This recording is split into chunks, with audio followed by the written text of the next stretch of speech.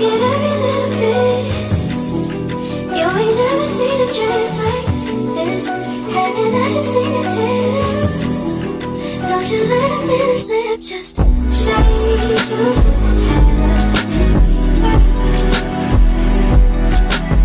Oh, these dreams. Hope you don't sleep. Be my girlfriend.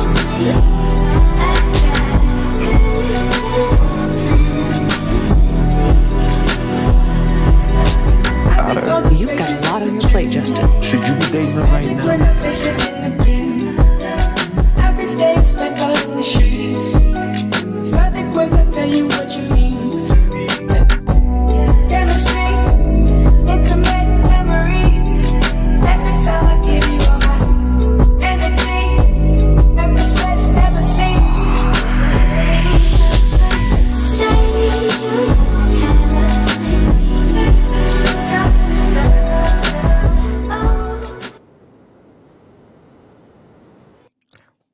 Back by popular demand, we are here to talk about it. We watched it, y'all, and yeah, we weren't going to talk about this, but because the people talked about it and talked about it and talked about it, we said, why don't we come back? If you guys are new here, my name is Ashley, and this is My Sweet Perspective, where I give my take on all things TV and movie related. And you know, we're here to put you on, and I'm not here alone. We are back to talk the YA series on Netflix that premiered last week entitled Forever.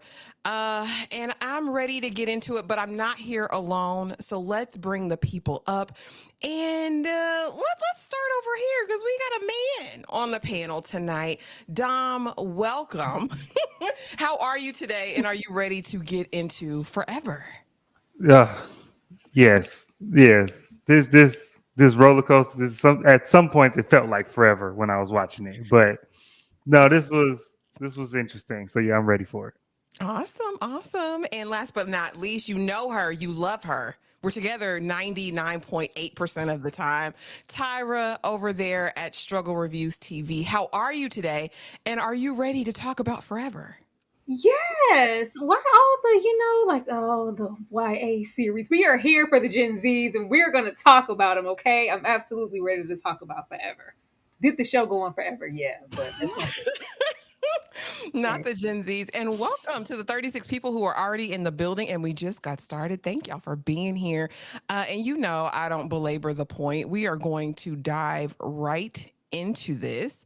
Let's pull it on up. Again, this is the Forever live discussion. And you know where we start every single time. I want to know from you guys overall thoughts. Tyra, I'm going to start with you. What are your overall thoughts? And make it a little bit long-winded so I can turn this fan on because I'm hot, please. Sure, I can do that. You know what? I really benefited from watching this a second time. I watched it in a group setting the first time, and I don't think any of us in the group were under the age of 30. So it felt a little displaced just based off of the preview and not even watching it. I was like, man, I'm not watching that. I'm not watching that. This is, for a certain audience, maybe, 13 to 18, but I don't think I'm, the projection for it. But watching it, I have a really fond appreciation for it because I can't think of too many love stories, Black-centered love stories for this generation. Whether it's for me or not, I enjoyed it just off of that alone. I liked how modern it was. It's not supposed to be for me. It's not supposed to be for me. It's not supposed to be that relatable, but at the same time it was. I like the subject matter that they were able to get in here while it was about the both of them and their love. I feel like we got to cover some other things that we should bring to light with Gen Z that don't really come to mind for maybe a millennial or underneath that generation. So I liked it. I really did. I liked it and I enjoyed it more the second time, more so than the first, when I kind of got, because the first watch was jarring. I was like, so we're not gonna cut away from the smacks. We're not gonna cut away. I gotta watch these children.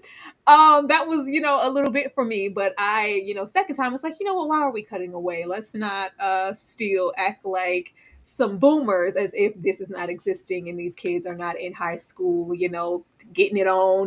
But it's like, we're getting it on, but we're being adamant to talk about protection and things like that. It's other things here to appreciate beyond it just being a YA Gen Z series. Absolutely. Dom, how about you? Overall thoughts after watching? This was at first this was a chore. This was rough at first. It's been so long. It's been so long since I've watched something that was for this demographic that it was like Tyra said, it was jarring. Um, and then it was like the first almost like 3-4 episodes. We're like, all right, we still on this.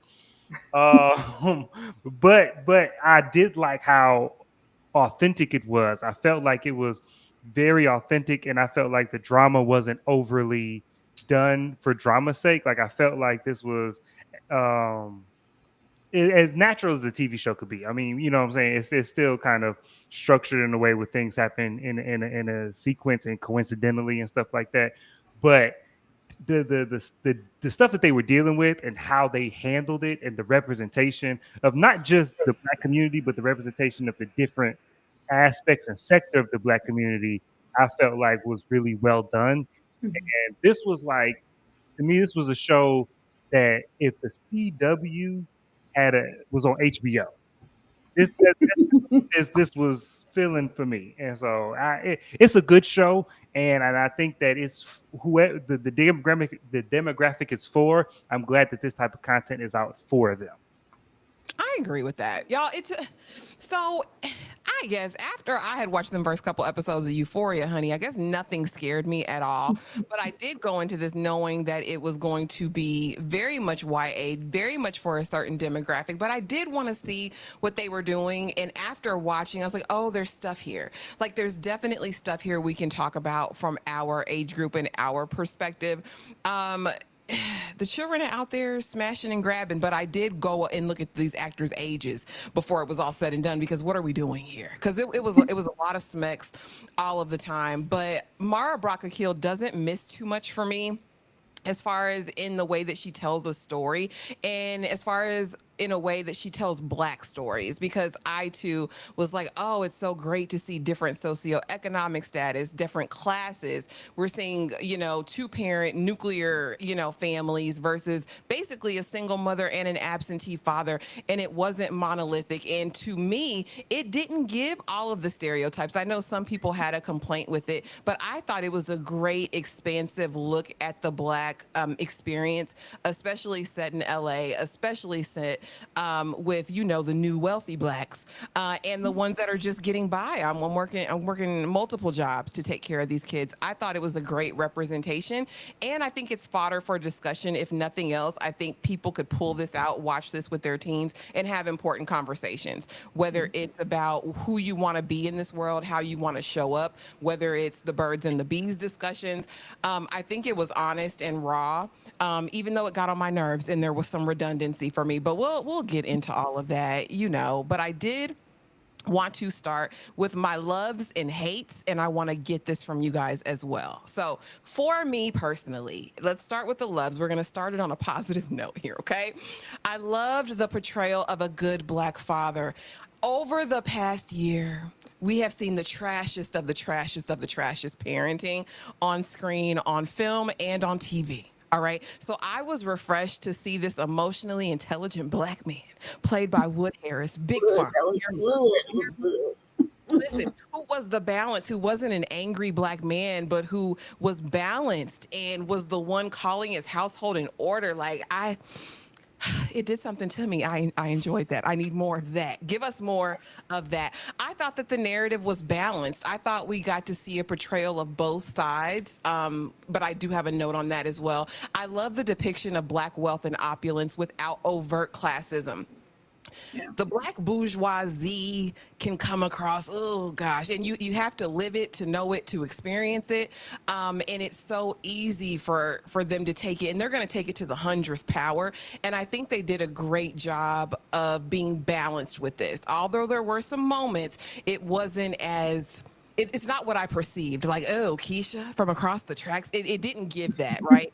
And I liked that. And then finally, I appreciated the overall messaging, the need for self discovery, the need for standing on your own 2 feet and charting your own way in the world. Dom, I'm starting with you. What did you really enjoy or love about the series?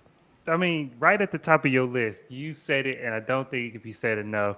The way Wood Harris is in this show, and not just him, because his portrayal is great, but how he fits within the family dynamic and how he relates to both kids and the mom and his wife, I think was such a good portrayal. And it was because a lot of times with black fathers or with fathers in general, a lot of times it's one or the other. Either they are the overly strict or the overly aggressive, or it's the other way around where they're so laissez-faire. They only want to do fun. They only want to be the laid back one. And he was a very good balance. He's obviously the more laid back of the parent, but he wasn't just like, but he still was stern. He still gave lessons. He was still present, and he was still an authority figure. And I appreciated that balance, and I appreciated how he was able to. And with the parents, I appreciated how they were able to be different people, and you could tell they had different personalities, but one never like disrespected the other. I was never in this position where like, why are they married? To me, that's a lot of couples is like they try and do opposites attracts to such an extreme that's like these people really don't get along, and or I don't know what you see in one another, and that wasn't the case with these people, and I very much appreciated it. I thought the overall narrative of the show was balanced. I do got a note on that too because I think it was at some points was a little too balanced. If that I know that doesn't sound like it makes sense, but it was well balanced. It was a well thought out and well executed portrayal of like a complete story. Nothing was one sided. I don't feel like one agenda or one point of view was pushed over the other. And I just like, and I know it's a positive. Well, I'll save it for the negative, but I say we're gonna stay on the positive. But I just and I like, and I know I see it in your negatives, but the amount of sex in the show I felt like was for lack yeah accurate. So like for lack of a better time, it was appropriate. I remember being 15, 16, 17, and you couldn't take 2 deep breaths without that or without me thinking about it. And I'm like, that's just the type of time we was on at that time. And so and how teenagers deal with that and how they don't make the right decisions even when they have the right intentions, and how they're dealing with a lot of these situations for the first time. I felt like all of that was very accurate and handled very well by the show, even when it wasn't handled well by the characters. That's accurate, and I felt like all of that was portrayed really well. So all of that was great. Okay, Tyra, what about you? After the second watch, what did you love about the series? Girl, you got everything here because first of all, I was going. I don't care what Wood Harris was doing. He was over there. He was over there, but just I don't know, it's just a different kind of father. You don't know you need something until you see it. And it's like we shouldn't be at this point into any amounts of TV and be like, oh, this is a different father. He's calm, he's relatable. You can tell like he may have been, in some trenches and he came up, but I still, I'm still me. I'm still, seemed like he, had been in some Harlem streets one day. It just it gave what it needed to give. I really love the camaraderie that he had with his wife when it was just like, well, I don't know. I think when he says, so y'all getting divorced, it was like, no, your mother's the best thing that ever happened to me, boy. If we get divorced, just know she left me. I would never leave that woman. I love that. I really love the male dynamics in this show, whether it was Wood Harris or the young man Michael Cooper Jr. portraying his son. I think we were in the Discord and several people were like, "Oh my god, he is so damn sensitive." I appreciated that. I appreciated that we got to see a black boy of a certain age be sensitive, be hurt, crying. Like he was He was going through the trenches behind Keisha. Why? How I didn't really because by the time I got to the 8th episode, girl, I was but this go round just really getting into the way Michael was able to tap into his emotion, and we didn't just get that with Keisha. It's something to expect because she's a girl, of course she's gonna emote these things. No, to see Michael go through things and him display it and him not fall into more so stereotypical narratives when it comes to a young black boy of that age demographic. I really, really appreciated that. We're gonna go to Martha's Vineyard, okay? Yet again, all the opulent folks are gonna go to Martha's Vineyard. I think I had checked out then too, but I was like, oh, they were like, yeah, I did, because I think Dom and I were making a joke not too long ago about like, why every time we get an on-screen depiction of wealth, all the blacks got to be in Martha's Vineyard. But I didn't realize they were making it a point to go, yes, we are in Martha's Vineyard, but let me show you the black side of Martha's Vineyard. It's a whole realm of black folks in this space that we don't really acknowledge on screen when we get here. I appreciated all of that. The overall narrative of the show, I thought it was great. Just the we are getting a season 2 because I didn't know where we were going. I thought with it being a show, because at first I thought it was a film. I was like, oh, we're gonna age through the times with them, because I thought it was gonna be a limited series type situation, and we would see them get a little older and see what they are, kind of like the Real Love Mary J. Blige situation. I was like, oh no, we're staying here. This is the whole narrative, so I didn't know quite how they were going to stretch that, and I see that's a con over there. We're gonna get to them, but yeah, everything you had to say here and more. I thought the balance was great, as far as, for the most part, Keisha and what's the baby name? I don't know. I know Keisha.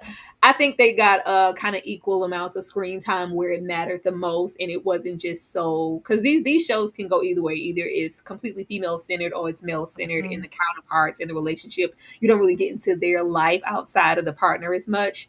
I think that was really, really good here. Yeah. And that's another thing that I realized that was really good, was not just the leads, but like the way the side characters, or sorry, the supporting characters were portrayed. Like everybody had a good best friend. And I feel like that's a lot when we get into teen shows or young depictions. They best friends be trash, especially the guys. Like they best friends be trash. I'm like, why is that your friend? But I feel like everybody's, like, both their best friends were different people. Yeah. But they were still like good friends. And so I appreciate we didn't have, like, especially when we're dealing with the sex tape, or we're dealing with, these young teenagers, we didn't have anything where it's like, now I got to lose my friend because he wasn't who I thought he was. I was just so tired of that in teen stuff. So I really like that we had like 4 or 5 young people, and they were depicted very well. So I was just glad we didn't, even though we did go over to the other side of the track. So many times with our narratives and stories, it's, sling a crack rock, we could jump shot situation. I gotta dribble this ball to make it out the hood. Oh Lord, and then we gotta feed these babies. Everybody got cancer, everybody, it's just, I was, it's all on your shoulders, son. You're a man of the house. Though I love those stories, this was great to kind of get back to, as I said, watching this, as toxic as it is. I was like, oh, this is y'all loving basketball. Y'all need something as well. And I'm happy that they now have something too. Yeah, and like what y'all said about the black wealthy people, we gonna go to Martha's Vineyard, but I'm glad that the wealthier side of the show wasn't jumping the broom. Black wealthy people. Yeah. My family used to own slaves. All right. Chill. I think Ashley and I, we were waiting for the moment of, okay, when the mom, because we knew what type of timing Wood Harris was on as a father, but you just didn't know where the mother would go narratively, and if it was going to be, oh, Keisha from the other, like, oh, baby, you can do better than that. Like, I thought it was going to be really uppity at some point, mostly when she found out about that sex tape. But the way, I was like, oh, okay, it's nice that we subverted that. I didn't know we were going to go, because I thought she was going to cut his TV off. Man. And I felt like they did a little bait and switch, because the first scene that the mom is, the first introduction to the mom, I'm like, who is this person? Chill, because she is wilding. Because the first time we see her, she's snapping at what I feel like, you snap it a little hard. What has he done to make you snap like that? But then as we get more introduced to the mom, I'm like, okay, I still think that scene was a little wild, but But I very much like the mom. I very much like how everybody was characterized. So yeah, that was great. Yeah, Yeah. let's get over here with the. And I don't want to say hates. It was just poetic in my little, slide. But the things that you didn't care for too much, and of course, here I have the threat of trauma annoyed me. The threat of black trauma really annoyed me because don't take me down through there. I don't want to go, and I was stressed out for this baby. I said he already delicate. He's already sensitive. He's already. Let's not do that. Then we spend over half the season dealing with this damn Smex tape girl. Keisha, Keisha. Um, it as far as me, as far as the story, it somewhat jacked up the pacing for me because and I get it, it's real, real life, and that would be something you may deal with over time, especially if you're hiding it. But it just really it was a lot for me. I thought it was too much Smex in general to be portrayed. I think we can allude to things. I think the fact that they are supposed to be teens, although these actors are very much adults, it was a lot. Like, oh, okay, y'all doing it like that in the Jeep, in the truck, in the back, in the floor, in the cabin in the woods, like what, child, in the rain, in the like. How do y'all have all this damn time to smex as teenagers? Don't you run track, Keisha? Aren't you in school? And speaking of that, I didn't feel like we really got to sit with Keisha's accomplishments and how accomplished she really was, dealing with not only the Smex tape, being put out of her initial private school, transitioning to a new school, maintaining her GPA, running track, still placing, becoming salutatorian at the end. I would have wanted to stick there a little bit more. I would have wanted to talk about that. We dealt a lot with Justin's education and his challenges with the ADHD. I would have liked, because it almost seems as though Keisha navigated within ease, and probably because she had to. She had the weight of the world on her shoulders. I can't disappoint my mama. They're depending on me. I want to do this. And I just wanted to sit there a little bit more. And then finally, the unending Mr. X. Girl, just get to the story. Somebody gonna die. That's what I wanted to know because it definitely gave. And I like that it subverted my expectations because so often I'm waiting for trauma in Black narratives. I'm like, okay, something bad has to happen. It's going too well. Oh, Lord, they slipped up and had said she's pregnant. Her future's ruined. She's not going to Howard. You have to go to community college. She can't run track anymore. Like, automatically, you know what happens. So, Yes. Tyra, talk to me about any dislikes or things you felt they could have done better. Oh. Oh, we were on the same type of timing with those threats. I was in the chat going off. It was like, I was like, you're going to give this baby a complex. This fear mongering in the family, especially, and I think we got it on both ends. And I know we'll get into it when we get into Keisha's narrative, but it was the like what we stereotypically see. All we ever worried about, don't come in here with no babies, don't get pregnant. You're not having sex, are you? Like, there's always that. But the whole like police stop of it. Stop. I was like, ma'am, can we not? As soon as that baby looked like he was dying for the door, he going out there to die. I was like, oh my, are you going to get shot? Black man dying. I was like, I understand what you guys are trying to do. That is a very real threat, but we're not going to allow, fear to have us stop, living life and hinder us to the point of harboring. Like that baby, the first episode, like I'm scared to even, I can't even say I want to go to a party because she's a threat. You know what happens out there when you go out there? They killing black man every day. I was like, oh my goodness. And then we had that, and then there would just be things mentioning like, oh son, like, oh, like, well, it was what I think I not You're even gonna her. die. I think They both said it. All the parents. yeah, or like don't die. I was like, why are we putting that in the script? And then you have Keisha's mom like, oh baby, I got us a trip to Jamaica. She's like, oh, I could just die. I was like, what the hell? This is heavy-handed as hell. Like, it's built up to make you think that something is going to happen. And the fact that I knew anything wasn't going to happen once we got to a certain point, and that was just the narrative that they were pushing, I was like, that is very interesting. That's a choice. And when we had the actual stop for nothing, I was like, don't do that. When he's actually stopped by the police, and it's like, and I was like, yeah, that's not something I really want you to play around with in a series. I know that we need to acknowledge it as being a real thing, but don't play, loop-de-loop. Like, ha, you thought he was gonna die, didn't you? No, let's not do that. The sex tape situation. I think that was a hindrance for Keisha's narrative because we did spend so much time on it. And I think we were ready to get back into maybe her performance, her school, her athleticism. We had that one little montage with Grandpa, and then we didn't get anything else. And it was almost like since Michael Cooper's character was struggling, that he got the brunt of, the struggle in the school and trying to balance it all. And it's like, well, for Keisha to have all these prospects, be trying to get into Howard, be top of her class, top of the class in general, and also get, the scholarships and also get into Howard. She's a very agile, smart young woman, but we didn't really focus on that because we were so consumed with the Smex tape and the pointed ear boy of it all. We didn't need, as much of that, even though she was actively hiding it. It would have been nice to have more than, oh, you don't have to rush it. Oh, it was easy. I'm smart. There you go. I'm done in class. Like, that's no skin off my back. Like, she's very impressive. So we did need that. The second time around wasn't a problem for me.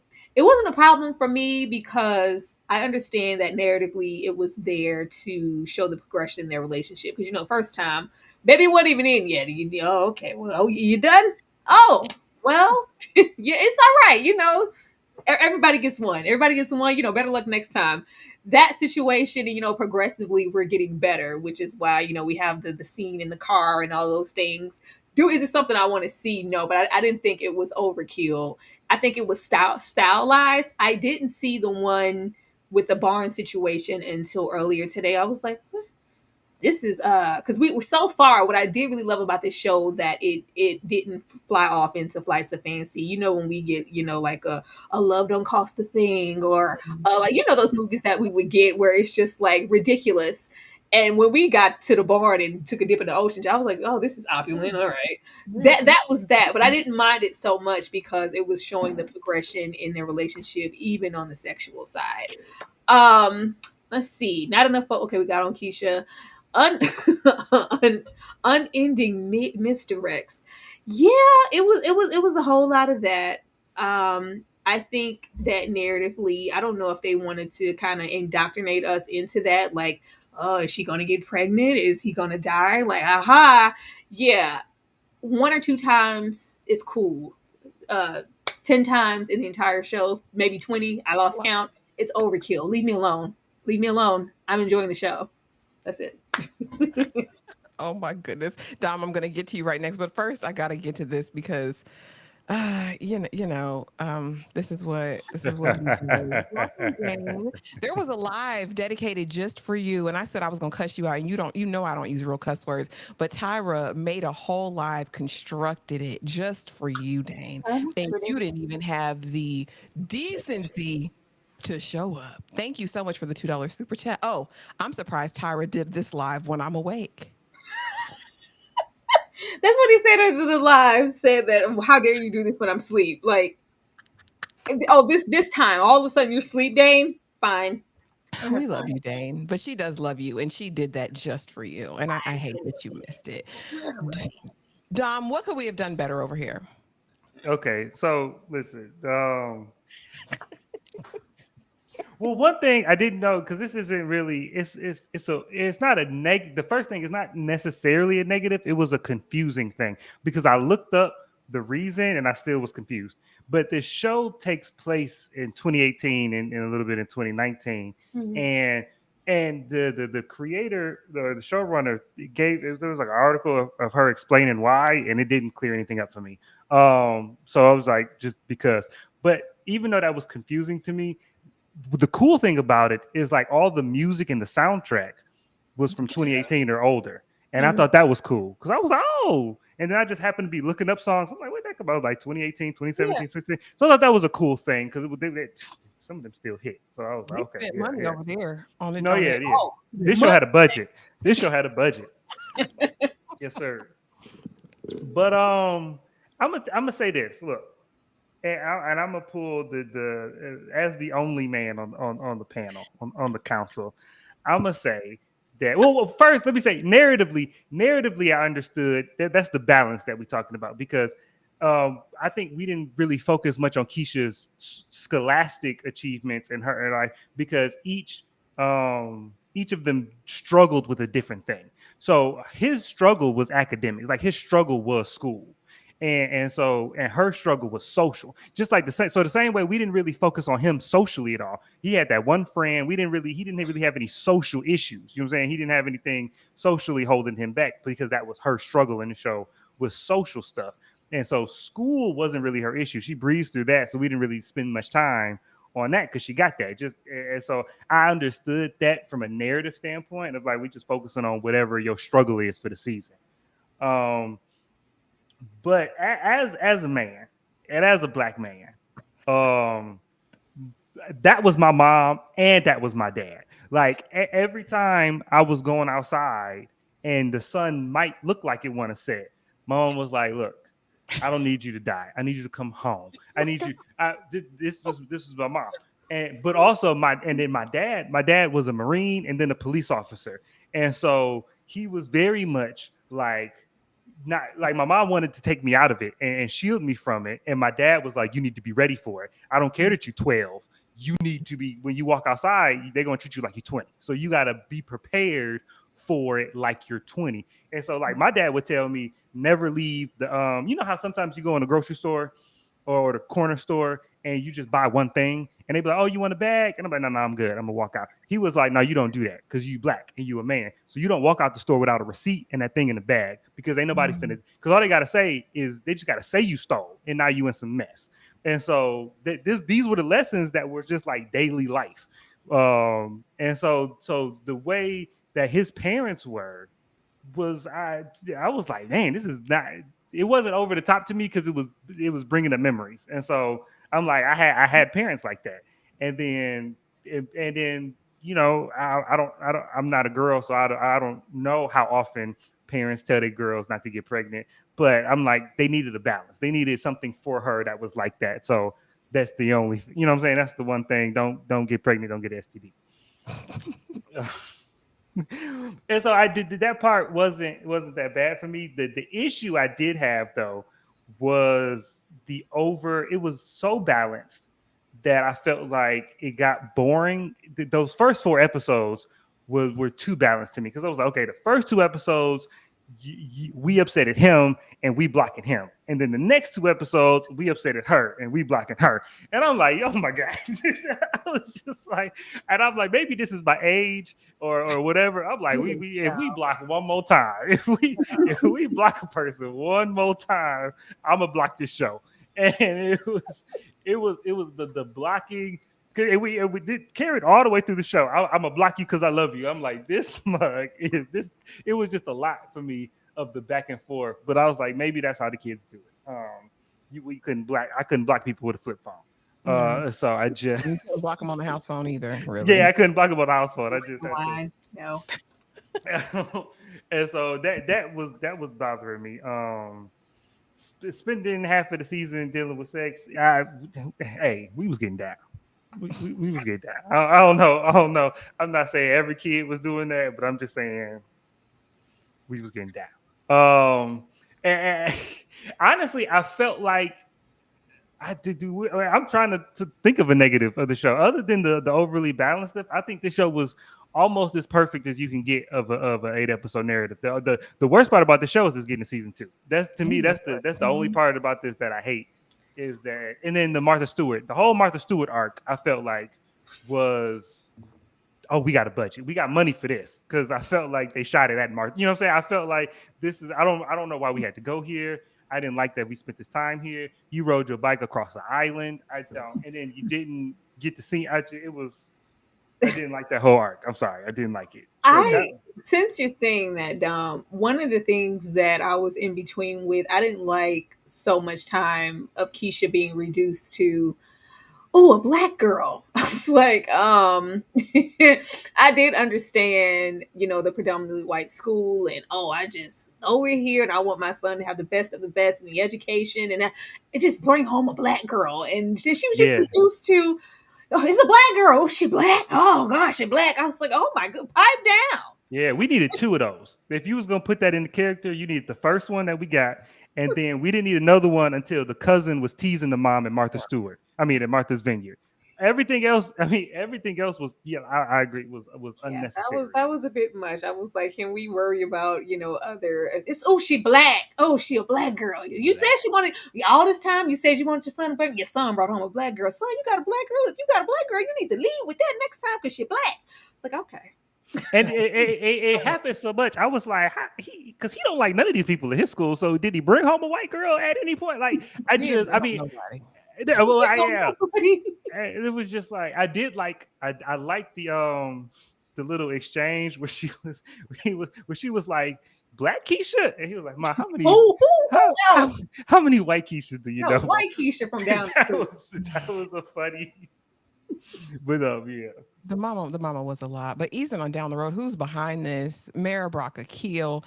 You know where you love her. The youngest TV showrunner in history. Well, as far as being a black woman showrunner at that. Doing Girlfriends at 30s, but has countless writing and producing credits. Of course, she created Girlfriends, Being Mary Jane, and Love Is with her husband. That was a co-created situation, but basically talks about how Judy Blume's book Forever changed her life in adolescence. She says that she was in a specific point growing up and wanted to know what to expect of high school, and that's kind of when she pinned this deal with Netflix. And I'm not sure how many series or movies or whatever she's going to get, but just know it looked extensive. It looked expensive. It looked exclusive, this deal that she inked with Netflix. So we'll be seeing much more from Mara Brock Akil. I love her. She's aging beautifully. I think she pioneered in this space. Of course, writing on the Jamie Foxx show. Like she started very, very young. I think she was 23 when she got her first writing gig. And to know that Judy Blume was actually an executive producer on this, Bloom explains that she wrote Forever after her 14-year-old daughter, Randy, asked for a story about two nice kids who have sex without either one of them having to die. So apparently this is the trope in YA, especially back in the 70s when Judy Blume was writing that. Well, just read Go Ask Alice. There's tragedy. Tragedy ensues. You're either going to be strung out on dope or you're going to die if you have sex as a teenager. And so she wanted to do something for her daughter that showed a young couple, young love that didn't result in demise and death. And again, Mara states, I've always credited Judy Blume as part of the seasoning of my voice as a writer, the creator behind pioneering TV shows Girlfriends, The Game, Being Mary Jane, and a Netflix press release. Bloom is on executive producer of Forever. She was one of the first writers I read who dared to be honest about the human condition in young people, and you can see traces of her writing style within my own. This is a full circle moment. I don't know if you guys are familiar with Judy Blume, but she did shape a lot of our childhoods and adolescence.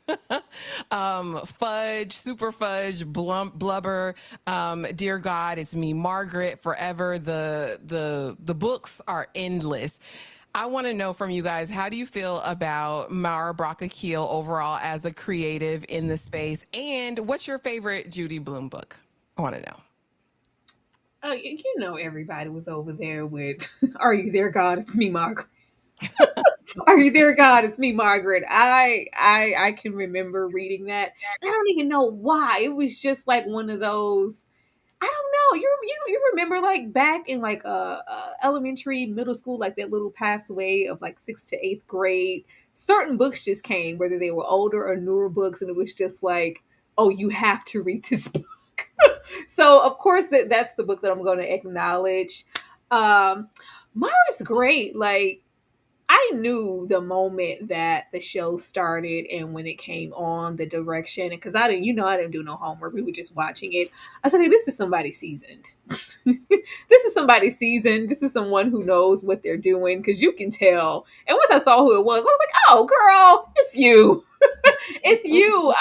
I was really happy to see that she is still working. Of course, I think most of our first introductions as a whole would definitely be Girlfriends. And it's nice to have that full circle moment with this book for her. And just getting more into the Judy Blume book. I think it's interesting the route that they went with it to, not only make it a Black narrative, but kind of modernize it from there. Because I didn't know with the with Dear God, It's Me, Margaret, or just the way that the books kind of go and how kind of childlike some of them are. I was like, what do you mean? Like this is one of her most risque books. Like what they doing over there? What are they doing over there? And then I went and looked it up. I was like, oh, what are they doing over there? Like, okay, well, how are we gonna take this and kind of place it here? And I think Mara did a really, really good job. And I'm glad that she reached back for something like this. I don't think you see this too often. Most of the time you'll see something that's really full on established, or you'll see like the most recent somebody writes a great bestseller 2 years ago and they're already trying to make a movie. I think it's interesting that she picked this. To work off of, yeah. Yeah. And I mean, it's awesome. Judy Bloom is now 87, still, kicking. But it's so interesting that she's gotten a lot of these adaptations just in the last couple of years. I know Prime did a release on Dear God, It's Me, Margaret again, and now Netflix again, completely spinning the not narrative, but the characterization, because in the 70s these was white teens, honey. Uh, Dom, how about you? Have you read any Judy Bloom, and what are your thoughts on Mara Braca? Hey, Hey, freckle let me juice was a thing. let me tell you. Hmm. When I started watching this show, and they said it was based off a Judy Bloom book, I was so far removed from this that I was like, Judy B. Jones? Like, this couldn't have been based on a Judy B. Jones book. Like, this is ridiculous. What Judy B. Jones book is this on? But and then I had to look it up. I was like, oh, I remember these books. I have never read a Judy Bloom book. I've Oh, never cracked a spine on the Judy. But I think in this era, because this is like what, it's fifth, sixth, seventh grade. I was reading Animorphs. I was deep in science fiction at this point, reading Artemis Fowl and Harry Potter and stuff like that. And then in school, we was reading other stuff, Esperanza Rising and The Lord of the Flies. So I never looked twice at a Judy B. Jones book. I mean, at a Judy Bloom book. Um, I hear I hear great things. I hear great things, and it's great. I'm glad. And it's crazy with this story. I was interested. I was curious about the book and the original story because I'm like this story is so black. yeah. But at the same time, I feel like the sauce, the black sauce is sprinkled on it. But when you write the characterizations out on the page, these characters are relatively raceless in the Mhm. sense of like who these characters are and what they struggle with. I'm like, this is Universal. they are it's a universal identifier because even with I forget the character, the boy's character's name. But when his dad was talking to him about you the first Evans man to go to college, Oh, Justin. um, yeah, Justin, and I'm like, that's a great thing, and it's really prescient and relevant to me as a black man and stuff like that. But that's not, it's Poe Watts that got to deal with that too. You know what I'm saying? Well, it's like Is that's what now? it's Poe Watts that got to deal with that too. And I mean, just people of all there's segments of every community that can connect with stuff like that. And so I just felt like these were definitely black characters, and they were unapologetically black characters. Yeah. But the things they dealt with, for the most part, outside of heart beating out my chest when the police get behind me, could be applied to almost anybody. And so I appreciated the universal, because that's what and I'm not going to bring up Tyler Perry too much. I'm not, and I don't think everything black got to be compared to him, but I do think that a lot of times when black stuff, and not just him, just in general, when black stuff is put front and center, sometimes it's put in such a way, is depicted in such a way that's exclusionary. It's like, this is for us and it ain't for nobody else. It's for us. This is crispity, crunchy black. And I'm not saying that that's necessarily a bad thing. There can be stuff that's just for us and y'all won't get it. You know what I'm saying? Y'all won't get it, and that's okay. But I do think that I think when stuff hits a higher level, or stuff transcends a niche genre, when it can be portrayed accurately and authentically, but still be be able to be connected to by a wider audience. And I think that's what this show is. I feel like young white and Hispanic and other type of kids can watch this and be like, yeah, we go through that at school too, or we go through that when we was young too. I felt like that this show does that, and I think I really appreciated that. Awesome. And Mara, did you any thoughts on Mara I Brockington? didn't. I'm unfamiliar with this incredible black woman, Oh, and now she finna be when every Black History Month. I look for no, in real talk, because I have a daughter, and every Black History Month I look for not the three black people that we hear about all the time. I look for other black people to like introduce her with, and I'll hang up stuff and we'll talk about it.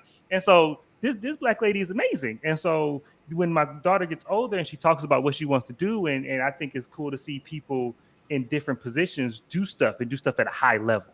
And she, not looking at her resume and what she's done, she does stuff at a high level. Mhm. And seeing black people do stuff excellently is always amazing. So now I'm finna make a poster of her. We going, yeah, Mara finna be in the house. I feel like I well, need to roll back up on being Mary Jane. I haven't seen that in a long I'm time. telling you, we need to watch Love Is. We need to watch that together as a choir because it's so problematic, and I think it mirrors. There's a lot of autobiographical qualities to that. Now, of course, let's talk about the controversy of it all because just like now, the kind of naysayers that have been having critiques about the series as a whole, it's been because of the heavy sexual whatever that's going on, and the book received the same backlash. This was banned. This is currently now on certain banned lists or up to be banned because of the introduction of sexuality. But Judy Blume isn't really a stranger to that, even with the Margaret, it's me again, kind of, because we're talking about like a lot of intersections, right? Faith, puberty, growing up, what it means to be a girl in this world. And then, of course, with this book, Forever, we were getting into premarital sex in the 70s when we're still have this very strong purity culture that's pervasive, right? And so, what do you guys think about what's being said? Because when I was going through Netflix and the trailer reactions, that's what a lot of people had to say in the comment sections. Like it was just a lot. Like the sex was a lot for them. And again, this is an older demographic, but again, the show really kind of having some of the same backlash as the book did all of those years ago. I'll start with you, Dom. Any thoughts on that? Yeah, get over it. I mean, in a sense of like, because you brought up in the beginning, you brought up Euphoria, and the people who had and Euphoria got backlash too for how graphic it is and stuff like that. And to me, I won't say it deserves it, but it's more understandable with stuff like Euphoria because Euphoria hyper stylizes it in a sense of like, and some of that stuff is for shock value, or it can come across as if it's for shock value. But the way this show is handled, if you can watch it without your own insecurities getting in the way, I feel like it's hard to put a case against it that this was like glorifying anything or that this was gratuitous. I mean, gratuitous is a personal thing. If you don't want to see it, you don't want to see it, and I mean and that's a personal thing. But at the same time, I just felt like this was such a earnest approach to this subject matter. And regardless of the execution or how you feel the execution was done, I feel like it's very difficult to make a case that the people handling this weren't at least attempting to do it with care. You know what I'm saying? And so I just feel like that. And if you're gonna come at this and if you're gonna come at this from a faith perspective, stop it. I'm just gonna say stop it because they make stuff for that. They make faith based or faith conscious material and go watch that. This is a secular program, and for all intents and purposes, these are relatively secular characters. There's not there's not a huge religious overtones with any of these characters, and so I don't at the risk of offending somebody, I feel like these are more regular people. You know what I'm saying? I feel like these are the majority. If we had to put them in a category, I feel like this is the majority more than not. And so I think that If this upsets you to that degree, I think that is a sign for some self reflection. That's what I'm saying. Okay, Tyra. Same. Anybody who probably had an issue with this probably wasn't for you. I think with any older demographic, this was jarring because it's like, whoa, like I think we're so accustomed to the cutaway. And I think acknowledging the fact that they didn't cut away and it is in your face, like, no, we're acknowledging this, that the teens are effing, okay? They're having sex, let it go. And me, as a mom, my own 15-year-old, I'm like, Lord, no. I don't want to see it, but we have to see it. I, later started to appreciate how in your face it was. And I think the way that it was handled with care. I didn't feel like it was exploitative. Like, as y'all saying, like, we've seen Euphoria, child. We've seen that. So we know what happens over there. I think it was handled with courtesy, and I didn't feel like either one of these, because we know that both of these actors are of age, but they are actively portraying teenagers. So there is, a certain way that we did see Justin cheeks more than I was like, boy, put them put them cheeks up, Justin. Oh, But Please. outside of that, I think it was fine. I think instead of maybe focusing on more so the smecks, can we focus on the acknowledgement of being, protective, like, the acknowledgement of Keisha. No, we will not be pulling out. I have dreams and ambitions. If we're not using protection, I don't want to do it. Acknowledge, Justin, before we even initiate the sex, before we remove the underwear, before we remove the shorts. Is this okay? Is it okay for me to touch you? Is it okay? Like the consent part of it, focusing on dad taking out time, put that condom on in the dark, son. I think we should be focusing on those things rather than, just the smecks part of it. Absolutely. And easing on down the road, just to kind of give you an overview of what happens in the series before we kind of get into the themes that I wanted to talk about. Justin and Keisha, we met at a party, but we knew each other when we were children. We went to the same elementary, primary school, honey. So we're introduced to these characters at this party. He's wearing his flannel, yet she remembered him. She recognized him and said, he's fine. I want him, gotta have him, right? And so we meet Keisha, bright and talented track star from across the tracks, has a single mom who works 2 jobs, loves her child and never stops, coerced into dating a damn weirdo predator. And, I'm being heavy-handed with that because we all found out what the situation was, but that big-eared Will Smith reject pissed me off in this series, and we'll get to him. Carries a lot of guilt for the current situation her mom is in, laser focused on what she has to do, and finally battling the stigma and shame of the Smex tape with Christian. Tyra, I'm going to start with you. What do you think about Keisha as an overall character? Was she fleshed out properly? And what did you personally think of her and how she moved and navigated throughout the series? I think she was fleshed out more. We had 8 episodes. I told you I thought this was a film. I was like, oh. We had more than enough time to, flesh everybody out. I think that with what the narrative was, she was fleshed out really, really properly. I just love the ambition. We did get, into more of the stereotypical things, black girl braids, other side of the tracks. Oh, she definitely sexed up narrative. Boy, get in there. You got to know what you're doing when you with a girl like Keisha because she been outside. Yeah, we got more over there. But once again, where's the lie? There does tend to be a scarlet letter placed on your back when you're exposed in such a massive way. So as far as anybody's concerned, oh, you're used, like you're, all of that stuff. So I thought that was great. Child,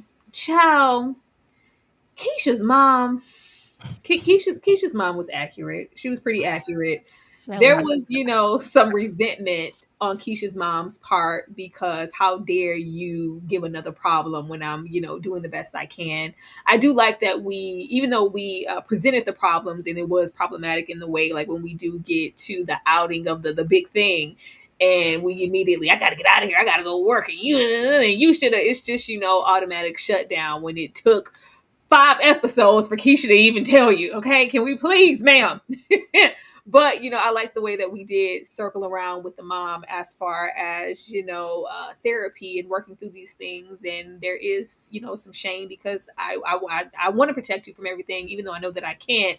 There is, something to be said that you felt like you couldn't trust or bring that to me. it was the parents here were aggy, but I think it's appropriate. Nobody's perfect, and the initial response to things isn't always the right one. The weirdo predator coerced into dating a damn weirdo Just predator. with all this pressure from the family, like, oh, he's your meal ticket, girl. He's Yeah, gonna it provide was. That's this. when we get more into kind of us not acknowledging who Keisha was, because Keisha was that girl clearly for her to even be in that position. But the way it was painted, it was like, oh, he's going places. Like, if you want to be attached to anybody, it's Big Willie style. Go over there with that elf on the shelf. I was like, can we still, acknowledge Keisha and her attributes? We don't have to attach her so heavily. Yeah, those were most of my issues when it came to the mom in the first place, where it was like, you gotta make yourself stand out, Keisha. Don't follow the pack. You gotta make him like, oh, like it's like he's not the prize.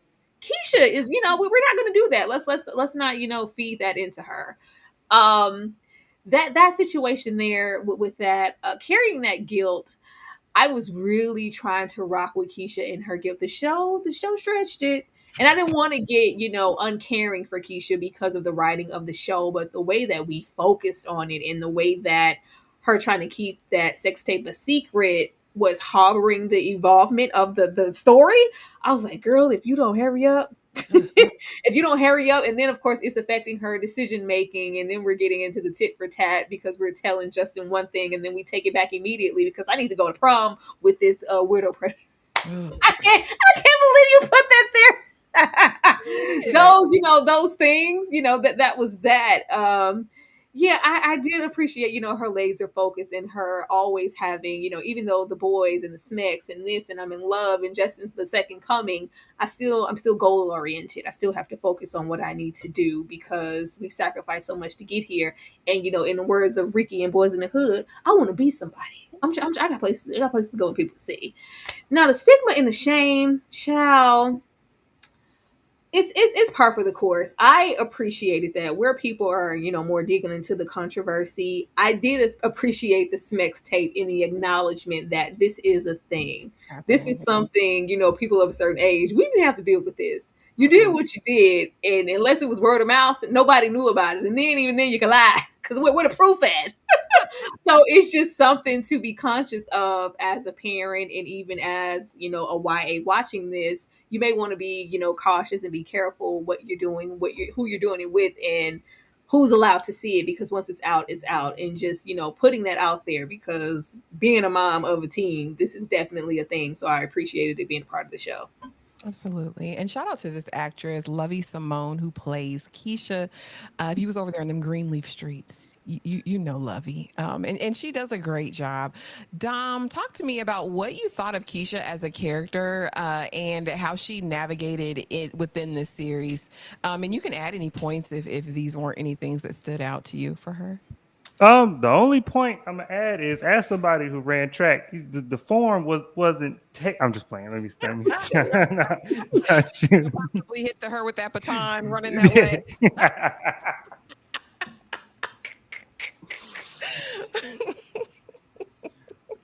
No, I appreciate it. I like Keisha's characterization through and through. I liked how she handled situations, and I felt it. And that's type of a consistent thing throughout every character in the show.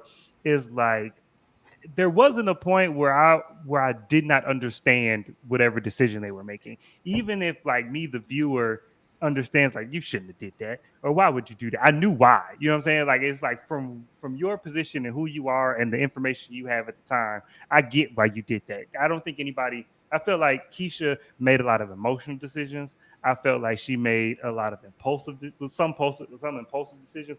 I don't feel like Keisha made any dumb decisions. You know what I'm saying? I felt like she was a teenager, and I felt like her being smart and them calling her Urkel, so that we're focusing on how smart she is. I don't feel like they ever undercut that. I didn't feel like there was ever a time where I'm like, this is the smart person in y'all family, but I appreciate all of that, and I like that she was well rounded. She was smart. She was athletic. She was funny. She went out. She was just a good person. But yeah, and I felt like the pressure of of that, the pressure of success, the pressure of being great, the pressure of being smart, and your whole family kind of leaning on that, and her response to that, I felt like was very accurate and very real. And the toll that takes on your mental health and your emotional stability. I thought that was I honestly felt like the sex tape kind of overshadowed a little bit of that, because I felt like I mean, I know we only had 8 episodes, but I felt like they could have delved a little bit. We only had 8 episodes. Only eight. Well, no, and I reject that. I reject, because we've gotten into this era where it's like 8 to 12 is the standard. I still remember the golden days of 22 episodes, and so and I'm tired of waiting 2 years for 8 episodes. I was like, yeah. But I felt like we could have focused a little bit more on Keisha's emotional stability in general, of like her position in the family, and not just the sex, the tape being like the dark cloud over it, because it's really all of this. All of this is weighing on her, from her dad and her mom, and even the grandfather. She's holding so much, and I felt like we could have done a little bit more with that. But other than that, this was a great. This is kind of, this show does a lot. What I tell people about a well-rounded character or a three-dimensional character versus a very flat one-dimensional character. These are characters I'm gonna start referencing, because they were Keisha's well-rounded. Well, with Dom saying that, I will say one of the things I do think there was a missed opportunity with Keisha on that second watch, when we're getting into why she would, even because I think that was the most annoying thing, when she went back and she was entertaining Christian at all, because the way Christian wouldn't even boy, or even wanting to, hear him out. Though we even know, like, oh, it's probably for closure, but boy, get the hell out of my face. But and also for appearances, because I don't want my mom putting all this pressure on my back to be any of the wiser. All that pressure. She was like, my mom deserves to think that I was like, oh, poor thing. I really wanted them to acknowledge her self esteem, or lack thereof, as a dark skinned girl, or this narrative of, because we do have the mom, when she's go, oh, the flowers on the table and the proposal, you see how boys are checking for you. Remember when you thought you were ugly and you were this and nobody liked you and this, that, or even getting into the sexual situation. Because I think one of the more jarring things when we get to those first episodes is, on the first date, we trying to give, oral in the theater. And even when we're getting into Christian, and that was also the option there with him. And I don't know what their dynamics was. We didn't dig into that, but we do know that that was like her first real teen encounter with Justin.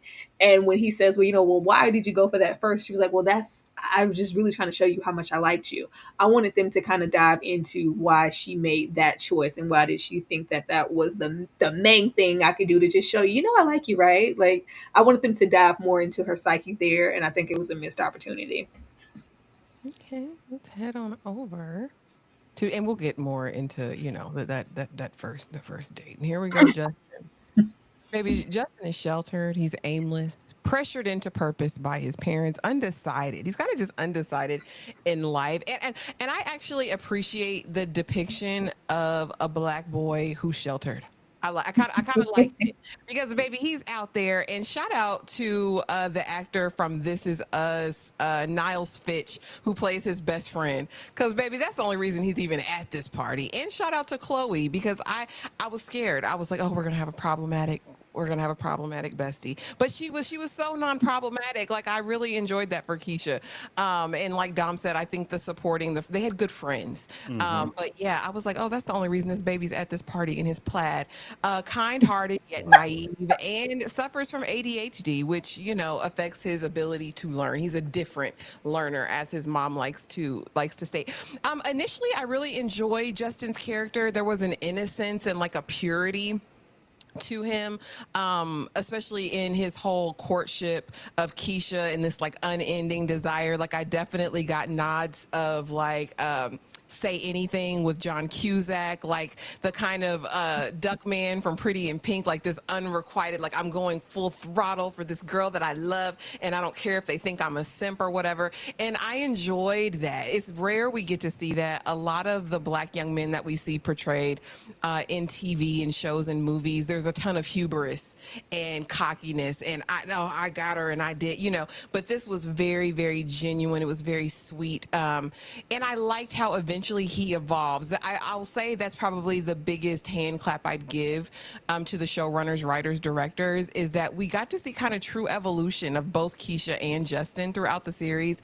And although Justin started to piss me off at the end, sir, because what we're not about to do is pressure me in this pool. Because are you trying to trap me, buddy? Like let's not do that, Justin. What about what I did for you, Keisha?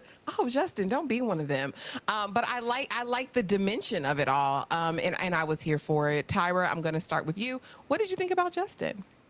Like you said, there was a vulnerability. Like, I love the softness. You better cry, baby. You better cry, and it's okay, and ain't nobody gonna say nothing about it.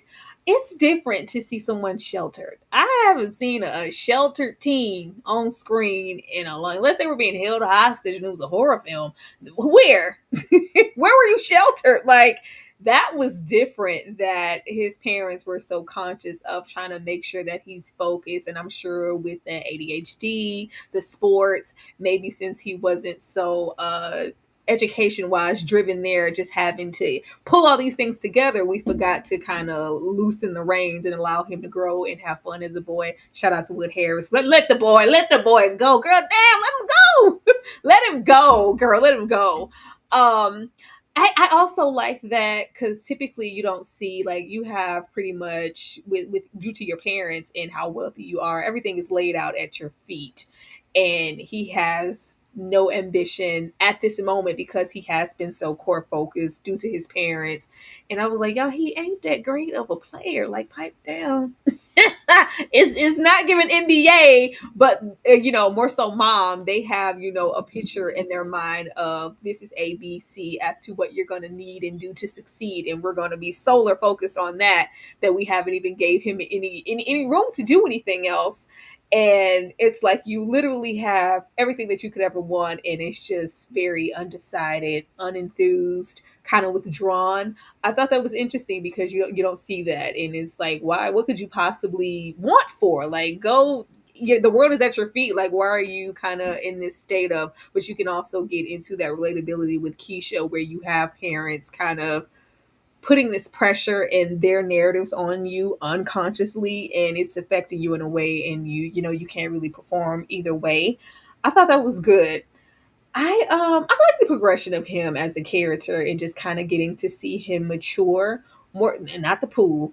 More so, I'm sure when we get to the end and us knowing that a decision had to be made, I did not think he was going to be the one to make it. So that was surprising to me. But yeah, I think Justin's a different type of black boy, and one that we needed to see on screen because everybody is not monolithic. Like, there's variations, and I think he's a part of that. Absolutely. And we'll dive more into something you said in the parenting portion of the live, because I really did feel like it's a great parallel, because in ways both sets of parents are living vicariously through their children. Of course, Yeah. Shelly is living through Keisha because you're going to get all the opportunities I never got.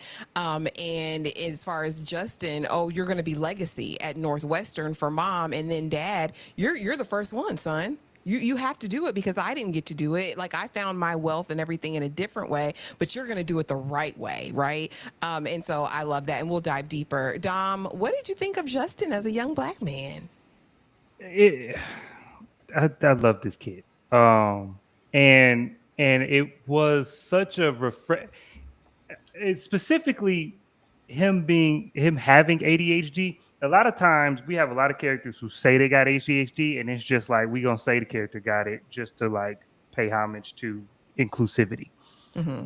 The way Justin acts throughout this entire show is such a good depiction of what it's like to live with ADHD, because it's not something, if you don't know what to look for, it's not like an I don't want to say an obvious uh disorder, but it's to the naked eye it is understated a lot, because because with ADHD, you hyper because and it's his whole living situation. Part of his sheltering is to manage the ADHD because his parents now have to be his structure or to the nth degree. Like you, because parallel with Keisha wakes up, she gets to school on her own. Her mom ain't checking to make sure she do her homework. Her mom ain't really checking for her. Part of it is because she got to because her mom at work all day every day.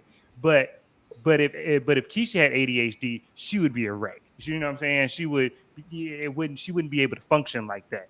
With Justin, his parents have to make this very specific and coordinated plan for every aspect of your life because we have to keep you on track because you can't organize your thoughts in such a way that it's very hard to plan long term. It's very hard to look at the moment and have a concept of the moment after or have a concept of how my actions right now are going to affect next week. Like that's a very difficult thing. And then you go through periods because people think that ADHD is just like I can't focus on anything, but it comes in waves, right? And so a lot of times with ADHD, when you have something you're interested in, that's how life is driven, is based on interest and complexity. And so like when Keisha enters his life, and he's hyper focused on Keisha, and Keisha is in a lot of sense his purpose. Now all of a sudden I can do 8 essays in a night. You know, I can hyper focus on something and get it done because I have something that I'm interested in that I'm waiting for and I'm trying to get to. And so to me, that was such a that's that classic ADHD symptoms and characteristics that I just really appreciated. And it kind of, it was I appreciate. Eh, and I liked his progression, I'll tell you from just like me being critical and me being a lover of like film and shots and how stuff is composed. The pool scene I thought was very good in the sense of like it was so symbolic to do it in the pool because he was drowning at that point. Like in his life, he was drowning. And what do you do when you drown? You grab at whatever's closest to you. And a lot of times drowning people will pull other people under with them. And that's what he was trying to do with Keisha in that scene. And that's, that final little hump he had to get over before he came up and out of the water and started to swim on his own. I just appreciated that whole, like how that scene was organized and stuff like that. So I like Justin. I liked his progression and I like you said, how sensitive he is and how I like the fact that he liked the girl and he was unapologetic. I like we never got a scene where he was trying to front on her and he was like, I'm cool now and I'm gonna act like I'm the stuff in front of you. He was like, I like this girl. If this is I ain't gonna hear I'm not gonna hear nothing bad said about this girl in my presence. You're not finna do that. I'm finna stand up for this girl, and this is who I want, and I'm gonna be intentional and unapologetic about that. I like that, and especially for a young man at that age, I like that wasn't like demonized or shunned at all. And so The way he was about to cry in front of everybody at that park. I said, Justin, pull it together, damn it. yeah, Don't I you was like, I was like, tighten up, don't do it, tighten up.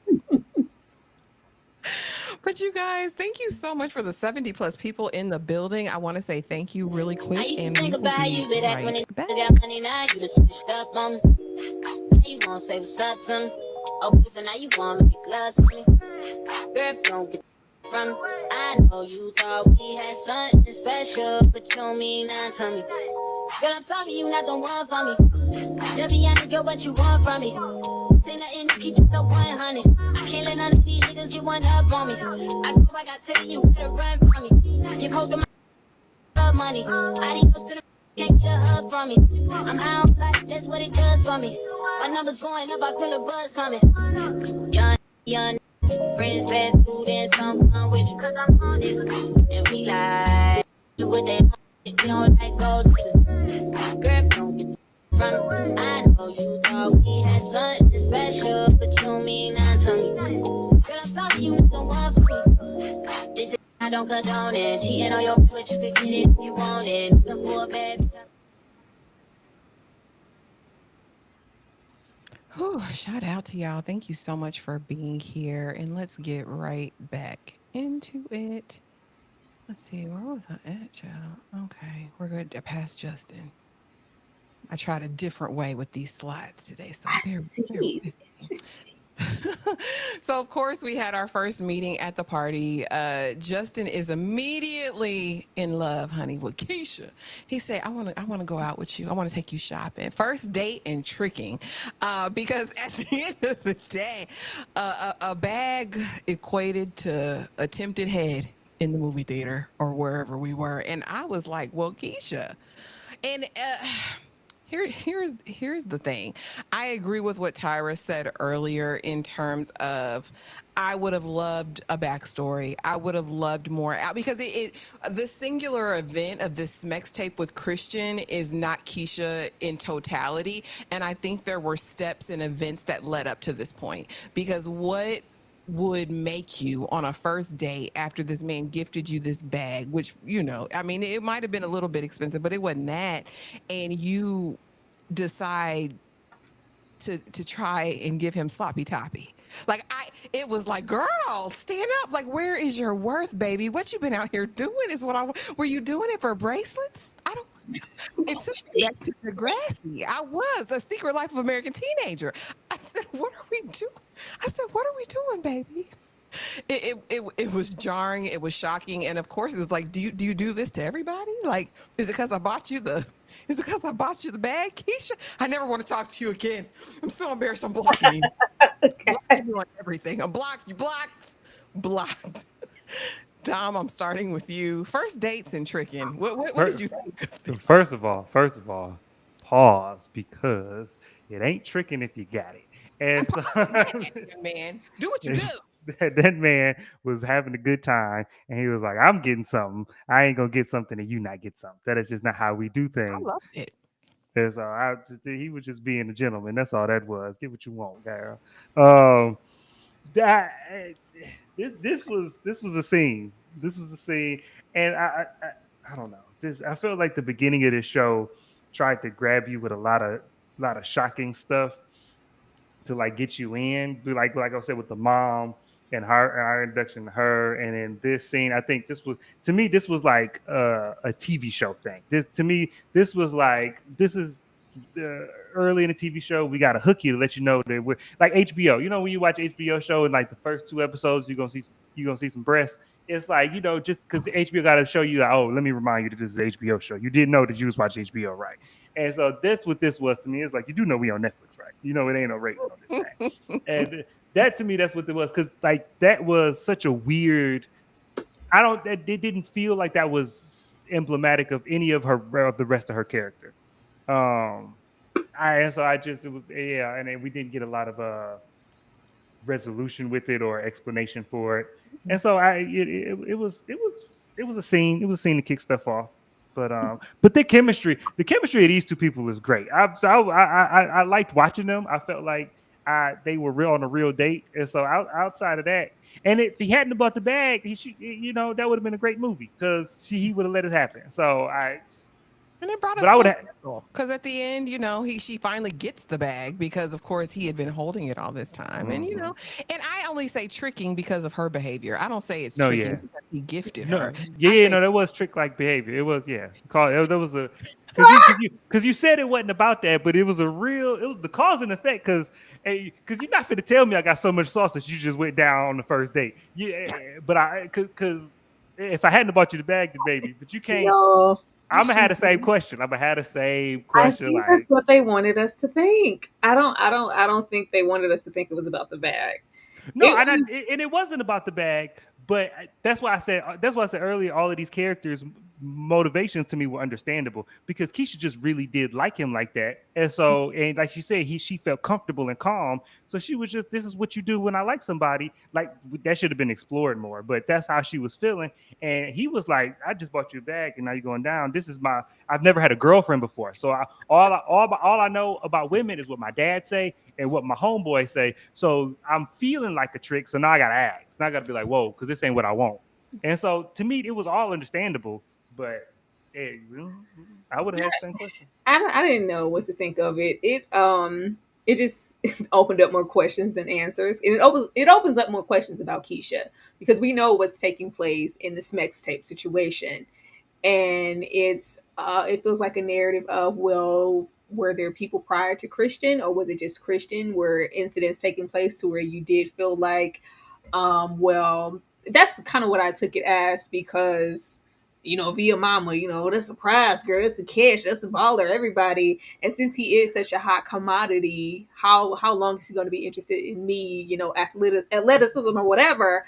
I'm not, sexually active just yet. I'm still a virgin. So let me try to at least do something to, have some type of sexual intimacy with him before he, moves on and finds something greater and better. And then we also have that little smite comment that I just was like, oh, remember you thought you were ugly and I look so tired and I'm just and nobody likes me. Now I was like, we can't, maybe, getting into the self-esteem issues and things like that. This being a first date, I did like how awkward Justin was. Like, I ain't never even been outside like that. Oh my god! Because you never see that. Most of the time, it's like, yeah, girl, I done had mine. Yeah, every time. Yeah, yeah, you ain't the first. You ain't gonna be the last. It's like, oh my god. What are you doing, girl? I was trying to be kind and buy you a bag. Is this because? And it was a genuine question. Now, when she, scurried off, even, on this walk and, they encountered the friends, she is carrying around so much guilt and shame because subconsciously she's always worried. Who saw the video? Are they talking about me? Are they whispering about me? And she, dropped the hand. So even in here, it's almost like, can I ever kind of get beyond that? And hell, if I do want to just be a girl and I do like you that much and I do want to do we want it? No, narratively, we don't want Keisha to be given top on the first date. We don't. I don't give a damn if it's Justin or whoever it is, bad or not. But there are girls out here doing this. Some, unfortunately, We just here for a good time. yeah, oral with this generation, it has become for some as innocent as a kiss on the first Oh date. my God. It has, and that's something for that generation to deal with. But we handing it out like goodie bags. We just are, because it's just that I didn't give him this part of myself yet. I just gave my mouth or whatever. It was just nothing. It's just very casual. So as jarring as it is for us, this is a thing. Oh my God. This is definitely a thing, and her reaction to it was the reaction. Did you see the tape? Like, she runs off because she's ashamed. And easing on down here, when Justin finally gets back in her good graces after stalking her, after ditching school, after doing all of these things, rolling up on her, they finally reconnect and they go to the park and we bump into Christian, right?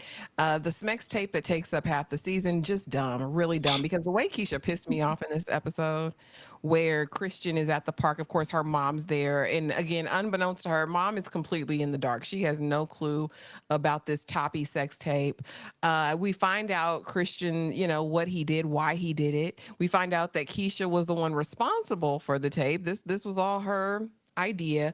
But he and his friends in the group chat got in a conversation. They were talking about how the YT girls give it better. And he said, well, let me show you something. I got I'll show you better. I can tell you. show you. And so he decides to share this beautiful black woman's, talents Where'd with you the get this group picture? chat. And I told her This to is delete it diabolical. Why is he standing back there like that? because that's what he looks like. A little elfin creature, a hobbit from the Shire with them ears, a little junior Will Smith. He was just the worst. And he looked goofy. You look, you know what I mean? You look like a Poindexter. The choices that were made. But He didn't even have to audition. He walked in and was like, yeah, come on. the way that, they lean over, it appears to be a kiss, and that's all little Justin needs to see. And I really thought, I said, do we need to watch him? Because it gave mental health. It gave what is going to happen with Justin. He can't handle Stop it. Yo, wild. it. Because I was nervous. I said, he's in that dark room. The blinds are drawn. The way he was curled up in that sheet. I said, oh my God. You ain't no better than the mama. Lord, let that boy hurt. Let that boy hurt. I mean, hurt, but baby, or how long you gonna hurt for? I mean, the shutters were drawn. Are you taking baths? Because his room was No. clean. He had stuff strewn about. This really pissed me off because Keisha, why are you playing these games? Yeah, I'm gonna go to prom with him. I'm gonna do everything with him because I can't let my mama know what happened. And my thing is, girl, can't you just say I don't like him no more? Like you just could never say that. You couldn't say, I just don't like him anymore. Even if you didn't want to tell your mama the truth. I hate it. I hate his stinking guts. He's not a good person, mom. Like none of that, Tyra, starting with you, the Smex tape that takes up half the season, and this whole and Justin on his bed of affliction. Did you think it was meant to happen? Girl, he was on an emotional roller coaster like he was Vivian Green. I say, sweetie pie, it's gonna be all right. I kept having him like, okay, this is his first girlfriend. This is first, like he's already like hyper emotional as hell. Like he act like the world had and somebody shot his dog. I was like, damn, buck her up, Buttercup. It's gonna be all right. Lord, girl, he was just over it. Like he when we got, which I know we're getting to, when he was like he was consumed and Keisha was his whole world, I believed it because boy, are you okay? It was a lot.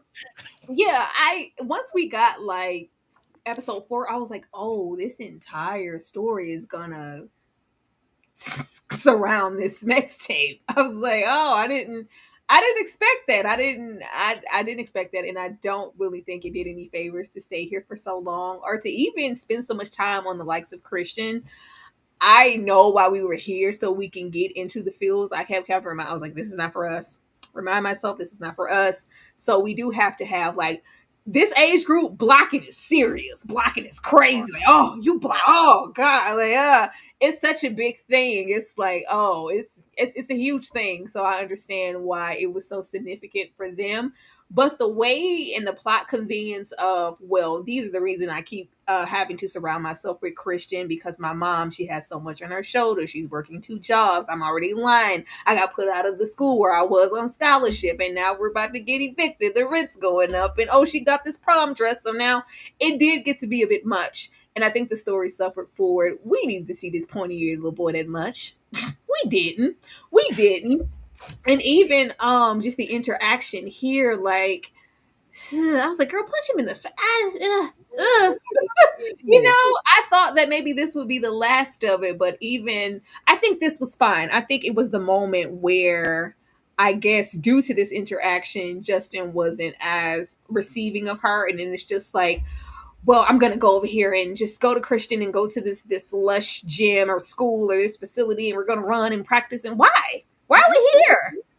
Why are we here? What are we doing here? And then it's that. And then when they do kind of, okay, you're unblocked and we're together. Okay, well, yeah.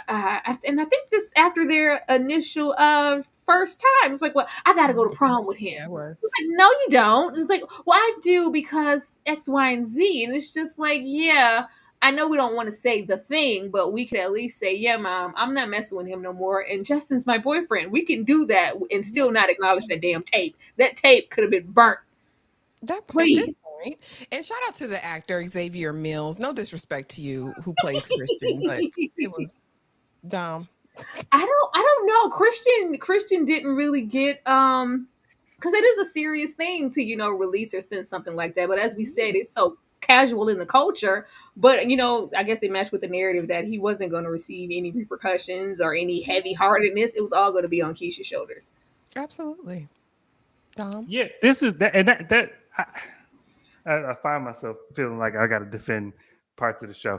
But I genuinely, when I was watching it, I felt like this was an accurate portrayal of these type of situations. Is as far as I know. Obviously, I'm not obviously, but I don't have any personal knowledge to go off of. But I imagine that this was how this would go. The blocking is hilarious because smartphones was like a new thing at the end of my high school career, and blocking was a thing in my high school, but it was the final thing. So it was like, are y'all really done? No, y'all gonna get back together. I blocked her. Ooh, shit. Oh, dang. Okay, now it's over. That was what blocking was when I was in high school. It was like you blocked them, so it's over with. That's how you know it's final, because that unblock button don't get hit. But now it's just a timeout. So it's funny how stuff change. But the idea of, I felt like a lesser show or a more sensationalized show would have went down the road of Christian is the villain of the season for her arc, and we got to make sure he gets his comeuppance. So we got to take him down, and we got to focus on that. And I'm like, this, I feel like took a more realistic take of one, how this stuff comes up. Because even though what he did is very serious, he is still a kid, and the ramifications of what he did should never be downplayed. But the point of view of him as not a mustache twirling villain who just did this, you know what I'm saying? That because that's how a lot of this stuff is. It's like it was. I never really cared for you, and I'm just doing it, and I show no remorse, and I and it, the realistic thing is that young boys too often move, and a lot of times grown men, but a lot of times we move without considering that there's different ramifications for women. And so when I throw a sex tape and it's all high fives and it's all great, and it don't matter how I get around as long as my mama don't see it. Like that's that's the thought process from a man's perspective.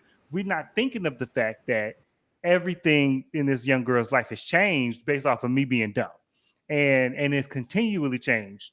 And how she didn't change schools, and now her entire life, her mama worked 2 jobs because of this sex tape, and so it's like such a thing that, and I feel like his aloofness and his ignorance to that, without him being like malicious, I felt like was accurate to them being children.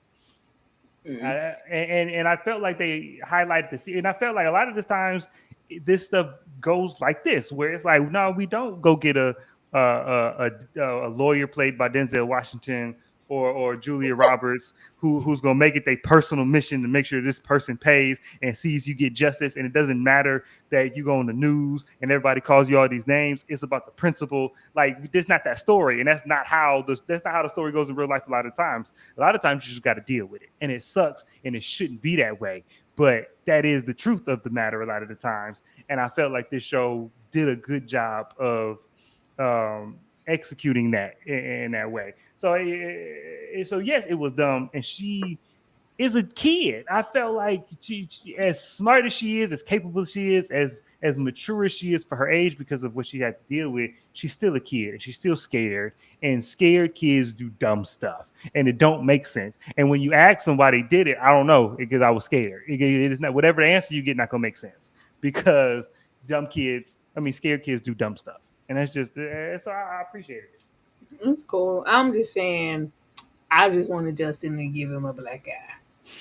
Oh, I wanted to on the basketball court. I thought it was going down on the basketball court. And that's the other thing. That's why I was when he was like, when Justin found out, he was like, "Oh, him, little man can hoop." I was like, "All right, that's all right.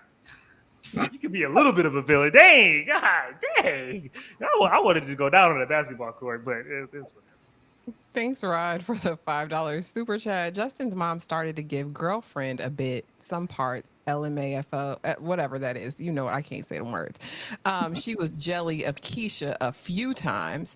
Yeah, I think any overbearing mother like Justin's mama is the first girl that really is going to take up space in your son's life. There's going to be a bit of that, but I don't think she was as bad as she could have been in that respect. Now, I've got issues with Justin's mama, and of course, we will get into that a little bit, but it wasn't.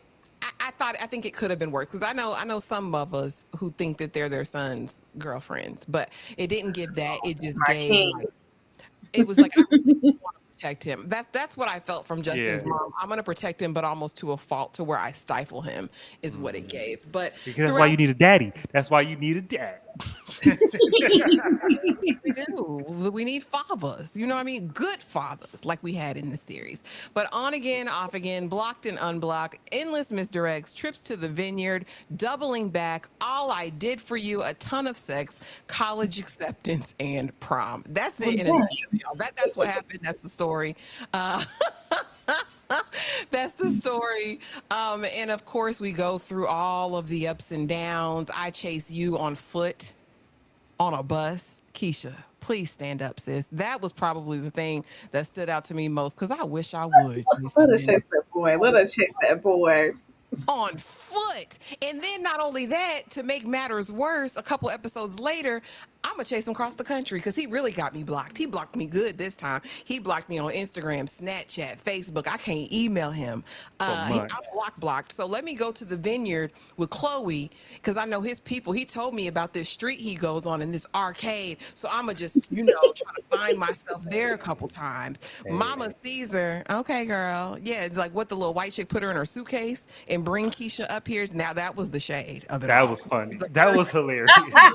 Yeah, it was a couple of digs like, oh, I love therapy. Tell me why black people don't like it again. I was like, all right, okay. But we get there, we chase them like Dom said she was on that little bike going across town, throwing titties at them. It was a lot going on in the vineyard. Man, that cousin.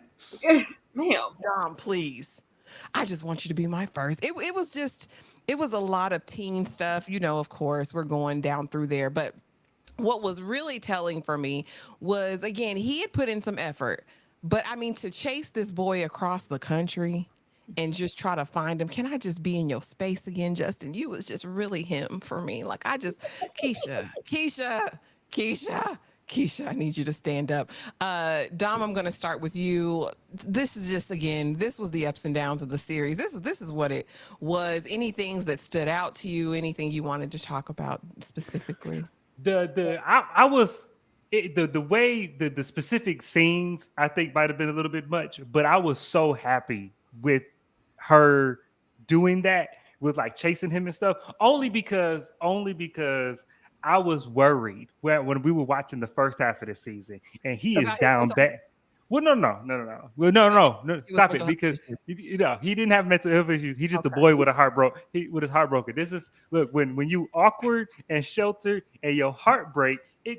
Look, you're not, because you're not an angry kid. You're not punching holes in the walls. You're not flipping tables. You crying and listening to the beats he made. That's look. Let the boy experience the heartbreak in his shelter so he can learn from it. Okay. But I was the whole first half of the season, the amount of energy he put in going after her. He's skipping school. He manipulating the driver trainer. He's showing up at the baseball field looking, hoping for a glimpse. And he was putting so much energy that when now it flipped and he was the one blocking, I was worried that she wasn't gonna put in the same amount of energy. And so these scenes, like her following him and getting on the train, that was cute. I don't care what that was cute because she kept looking at him like, you don't even know where you're going. That was cute, but because you be so mad, you be like, I'm just mad just to be mad, and you be like, when you go, I'm just gonna be here when you stop being mad. That's a very cute scene, and I just appreciated them writing something that showed her putting like the same amount of energy in, and so that I appreciated the Martha Vineyard thing was the most TV stuff this show had ever, because I was glad, but and it was I think why I didn't dislike it is because it kept subverting my expectations and I kept getting apprehensive that this show was going to start turning left or be predictable, and it didn't. And I guess I kept breathing deeply, appreciate it, because when they got to Martha's Vineyard and I realized she was there with the friend, I'm like, oh man, I'm like, she didn't tell the friend this is why she there. She's just coming and she gonna ditch the friend and go find Justin. So now that's gonna mess up the friendship. And so, but I'm like, nope, we get there and it's the friend's plan and she in on it and she focused on it. And I was like, all right, cool. I'm like the Harriet the Spy type of shenanigans we got to do to find this boy. And the fact that we actually did it. I mean, I'm glad that she didn't actually find him at the basketball court, because that was also going to make me mad. It's like, first of all, you went to the black side of the island. You just you went to the arcade and you found a family. Okay. Then you haphazardly just follow the random basketball players. Just let me follow the black men with a basketball, and then they'll lead me to their watering hole of the basketball court, and I'll find my man there. The fact that he wasn't there, I was like, thank you. He was there earlier, Dom. Leave it alone. If she would have rolled that bike a little faster, she would have caught him. But that was the most Notebook loving basketball. This is the most sensational this show had got, and I was like, all right, this is a lot, but it was fine. It was fine, and it didn't turn me off the show. 3 episodes, I was ready to turn the show off. But when we get to this part, I'm like, all right, I gotta see it through at this point. So it was cool. Okay. Tyra, on again, off again, blocked and unblocked. It's par for the course with the teenage relationships in a show format for my old ass. Is it something I want to? No. But in the terms of their relationship and what it means, and just the tit for tat, it's very on brand for these these teenage relationships and how they could go. They are very on again, off again, and besides like the blocked part. I think anybody could be, especially like, child, you've been in high school in a long time. But just the seriousness of, are we not talking, or, you're on again, or we not together, and then we got to go back. And that's pretty standard, for a high school situation. So I didn't mind that. Them endless misdirects miss me with that. I'm never going to enjoy that. I don't care. Dumb. All you do is explain why you don't like driving past the prisons. Don't put that fear on my back. Don't put that fear on my back. Have us thinking at any moment this young man is gonna be gunned down in the street, and then you do this, then you name the show Forever. Like, all right, he gonna live on in infamy as the long lost dead love that was unrequited because they couldn't go on because he got gunned down in the street. Yeah, And she had an infinity necklace too, a bracelet. I was like, forever. They say, forever. You gonna love me forever? We can be together. I'm gonna be here for you forever. Like, that just means you not. And it's like, this will go two ways. Either you guys are gonna break up, or you gonna die. Like, but by a certain point, I was like, okay, that's not what this is. They just was trying to play on our emotions. The trips to the vineyard, as Dom said, that's when the show got real fantastical. I ain't need to see Miss Mama's titties on that beach. I said, girl, put the things away. What are you doing? Damn. She said, we should be effing, I was like, what is happening? When did we get here? Sure. All of that, I appreciated the adult aspect in the vineyard. And, I was like, okay, Mama, cutting loose, smoking a little herb, all right, drinking. Yeah, F them kids. Did you see all that movement back there? Yeah, I did. I say, I see you would. Yup. Yup. Yeah, I was here for that. I was absolutely here for the parents cutting loose, and even the conversation that they have with the I think it was a more like flamboyant uncle or cousin. Like, girl, you always why you still trying to get over there? He need to go to the predominantly black school HBCU, and that I enjoyed those aspects of the vineyard, but the like you said, we needed our rom-com, say anything pretty and pink, over riding to each other on these bikes, and it's an embrace, and we're gonna do it in the barn and wash it all off in the ocean. And yeah, that's when it got real. Like, that's what they did. They went to the ocean. It got more, into fantasy, but hey, let them have their moment. We kind of came back down to earth, and all of the pressure that they were putting on college, because even with them being so active, even if you are protected, that doesn't always guarantee anything. So getting back into the misdirects, some people could have been waiting, oh, she gonna come up pregnant, oh Lord. So when they finally, did get accepted and did get in, and it wasn't, that was great. And prom is prom. Prom on TV is always gonna look like, man, I was like, what prom are y'all going to? Where are these proms at? But the prom situation, it was great. It was fabulous, like all the other TV proms. So the only choreographed dance we did at my prom was the Soldier Boy. Like, what are y'all? Where y'all learning these dances? It was She's All That level. I thought they was going to play Check It Out Now, Funk Soul Brother, and Matthew Lillard was going to come out there. I was like, what is this choreographed dance? This ain't what them fans at. Why y'all all know the dance? This ain't a line dance. They practiced, Tyra. They practiced it. But now heading over into the themes, honey. And thank y'all so much for still hanging with us, because there's just so much to talk about, y'all. I didn't realize there was this much to talk about, but apparently there is. And so now we get into the parenting. And I loved how we got to see all manners of parenting styles exhibited. We got overbearing mother, strong Black mother who got to work all the jobs, a deadbeat daddy, emotionally intelligent and aware father. Was there too much overreach? We see an inability to talk to parents, and we even get to see absenteeism and the effects of that on a young Black girl, right? Who has a father in theory, but not enough to be active on a regular basis, but comes and wants to throw his weight around when it's an audience, which pissed me off. Tyra, I'm going to start with you. What did you think of the demonstration of parenting in the show and how we kind of got to see all different sides of it? I tell you this, when that fine actor from Black Lightning showed up, so if you can get your ass out of here with your feet up on this couch, do you have a job? Are you contributing to the household? That man showing up bothered me so much. I was like, get your ass out of here. Scared Justin. We know even when we have, because we don't really hear so much beyond the grandpa, and I do love that even though we were absentee, grandpa was still trying to be really in effect and kind of pick up where his son was lacking. That was a nice touch to know that there was some type of male presence in her life. But the way that we kind of have, that was another shortcoming, the way we kind of have Keisha kind of rationalize him being a sorry dad. I was like, and he just comes back and he's received. This dad is on par. There's always an absentee father for whatever reason. With him, it's career in baseball, in the league, and that whatever. Bottom line, you are a presence and you are in her life. We're communicating via picture because it's easier than words. So it's a Snapchat relationship. No, does not a father make. But the way that he is just immediately received, like no time had went by, and loved not only by Keisha but by her mother.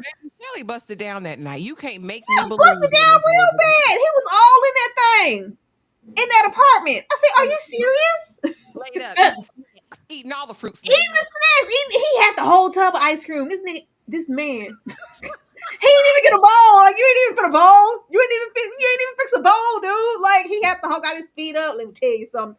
When he was in there on Justin's neck about who he was and what he did, let me hear something right now. Man, let me play a beat. That ain't. Boy, I didn't know how to receive that. Now, I will say that there is, one of the mans who just have it like that, to where regardless how you treated the daughter, how absentee you were, I don't know if he was running funds back to her, I don't know, but she still want that thing. So the moment you touch down, it's on. It's on When your mama get back together.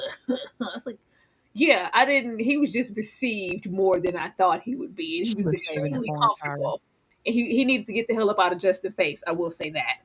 Child, lost my train of thought. He needed to go.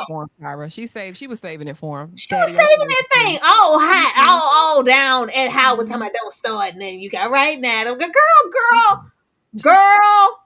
I think in even that, I'm sure that is intentional. Even how she was all gung-ho about Christian and girl, that's surprise. They're like, even though I'm pushing Keisha to go to Howard, be an athlete, get, all of those good things, at the end of the day, if you get somebody like Christian, like athlete, just like your little bum ass father, all right. There's all of that, just kind of where she lies. And that's really why I wanted to get into Keisha and her self-worth, as to why she felt like, if I want you to know that I really like you, the initial thought is to give you head on the first date. Yeah, let's unpack that, but we didn't do that. I do like that Keisha's mom did come full circle. She is the stereotypical, struggling. That's how I knew. That's how we know he wasn't sending no money back, because she was struggling way too hard working them jobs. You ain't had no money over there in the what is the league over there? That's not the real league. Whatever it is, the little I don't know, over there down there where you're in a foreign place playing baseball, football, whatever it is. Negro leagues. He was in the Negro league. You wasn't sending nothing back because she was struggling. Anyway, she was struggling, but her trying to balance all those things, putting all that weight on Keisha, but not even really acknowledging that you are trying to live through her, and you're putting so much pressure on her that she doesn't feel comfortable to confide in you when she makes a mistake. But her acknowledging that and getting into the therapy, and even Justin's mom reaching out in that little rapport, I did appreciate that. Baby, Wood Harris ate down. Come on. The father ate down. I like the tone. I like how he respectfully checked his wife when he needed Period. to. And even like, he knew when to give his son his space. He knew when he needed to interject. He knew when he needed to, well, baby, if you're not going to do it, I'm going to do it because it needs to be done. Because eventually we have to stop, the nesting and kind of, we can't keep him here forever. He has to grow up. So I had to make sure he has the tools to do that as a man. I was happy for that. Then he was a chef. Yeah, Open up Um, restaurants. You heard that, right? yeah. Multiple restaurants. Yeah. Back in the days on the Boulevard of Linden, I would have been down there. Um, this mother, his mom was very prevalent on the show out of all the parents. How we met her, it was jarring. I was like, well, dang, at least ask him why, or try to, initiate, okay, son, you're doing these things. Why did you, you skip or write or okay? And not even that. It was never implementing, okay, Justin, what do you want to do? What do you like? Even when we're kind of introducing that narrative of him kind of falling into music, and the way she was like, well, can you just do that? You just stealing, ain't that copyright? Ain't that stealing? What is it? And that was just something that she didn't want to nurture because she had something vision for her son. And all it was just all out of fear. And you have to be the best son. You have to. I told you it was Breakfast Club, and it was Emilio Estevez. You got to be the best son. You got to do this and do that and check all these boxes to be a prominent black man. It's going to be hard for you, so let's just do these things this way. I did like that, even though that they were affluent and were wealthy in college, and you're the first son, we are getting into more generations where they don't feel like college is an option. They want to explore other avenues to be successful. So I did like that. And his mother did come along. She did come along, but we do know at the end of the day, her smothering him and always, trying to be hands on was out of fear. And also because she had a maybe older way of thinking of these are the things that you need to do as a black man to progress, when Justin, being younger, has different ideas. For sure. And again, I agree because at first I was all prepared to hate Justin Mama, played by Karen Pittman. I know Karen from Over There with Luke Cage, honey, and I adore her as an actress. I think she did a great job in not only conveying, because a lot of times we see, especially black mothers, presented as strong and as overbearing and as controlling, when really it all springs from a place of love and safety. Like, I know my child struggles academically. I know the struggles of a black man here in America, in this space, and how challenging it is. How can I best prepare him to succeed in life? Period, after all is said and done. And I think they did a great job of not only showing the overbearing side and like, son, you have to do this, you have to do this, but also her motivation, because it wasn't just about status. And I think when you get into the black bourgeoisie and all that, it can kind of feel like that in a lot of representations. But this was really like, I just want my son to be okay. Like, I just want him to make it. Like, I would love it if he would go to Northwestern. And of course, I want him to do something stable. I don't know about this music thing, but I loved how we got her motivation, and it wasn't just the presentation of this angry black mama. It was troublesome that Justin face was hanging down to the floor, and she's like, "Baby, we going to Howard? We going to the Northwestern." Justin literally looks like he's in the sunken place, and she's not acknowledging that at all. But I'm sure that was on purpose. But I'm like, as a parent and a mother, when your child isn't okay, and he's just like, "Yay, yeah." Yeah, I'm like, all right, I early, get early depressed. sense. But again, all she could see is her singular mission of, I got to get him there. I got to get him there. He has these challenges. We got past that. And he's dreading every step. He's like, I'm not going to make it there. I'm not going to survive. Dom, talk to me about the parenting styles we saw, these different parents, and what you thought about it. The the first thing all of this made me feel like is like, I just need my daughter not to grow up. She got to stay a child. She got to stay 8 for the next 18 years, because boy, I ain't ready. But this was, like you said, a very diverse way of looking at parenting. We got a lot of different aspects of parenting. I felt like they all authentic to stuff we can see in real life. Justin's parents, like you said, I appreciate the motivation of them, because like I brought up before, from jumping the broom to that Raggedy Show Three Women with Nola's mom. Yeah. That but it's always about what it looks like in the presentation of it, and you have to do this because this is what we need to look like, and this is what we need to put forth and present. But their motivation was, I need you to be successful. And because you have this different learning style, and you are not the best athlete, you need we have to put this plan to you. We have to be your structure. And I appreciated that the mom to me wasn't, I wouldn't call her overbearing, only because she had the dad there to be the balance. Like if she was the only one raising Justin, then of course she would be overbearing and he would be a marshmallow as an adult. But her, because as when they're talking and you realize that she is the structure of the household. Like the dad is the creative one, and he just, he's a great chef and he's talented, but she's the structure behind it. She's the structure behind the business. She's the structure behind the household, and she's pushing him towards something that she knows for sure will work. I don't know if your artistic endeavor will work. I'm sure you're great. I'm sure it's nice. I'm sure it's have fun, but I don't know that it'll work to sustain you. I know this will work. And because I have to push you up this hill, because I don't know if you're, because as your parent, is my job to put you in the best position when you leave here. And so I got to push you to that. And I guess and the dad was like, and I love the dad, because when you have a sheltered family, when we, because a lot of times with black kids, or less fortunate or less economically poor kids, when it's black kids or it's poor kids, life makes you grow up, because what life does with you just gonna grow up regardless, because life is going to be in a way where you're not going to be able to avoid it. But when you're affluent, when you're a little bit more comfortable, when you're at least middle class, then if you're going to raise a productive person, then you have to introduce the struggle to them, because you can't shelter them until they're an adult and then just let them out. And now we got all these weak people as adults with the same rights as everybody else. That's just not going to work. And so you have to, and so the dad was really good about introducing discipline, introducing struggle. And I'm like, all right, I'm gonna give you a little rope because I got to see what you do with it. And I'm gonna give you a little more rope because I got to see what you do with it. That's kind of how you got to do that. And I think I really attached to them, because it was so similar to how I grew up.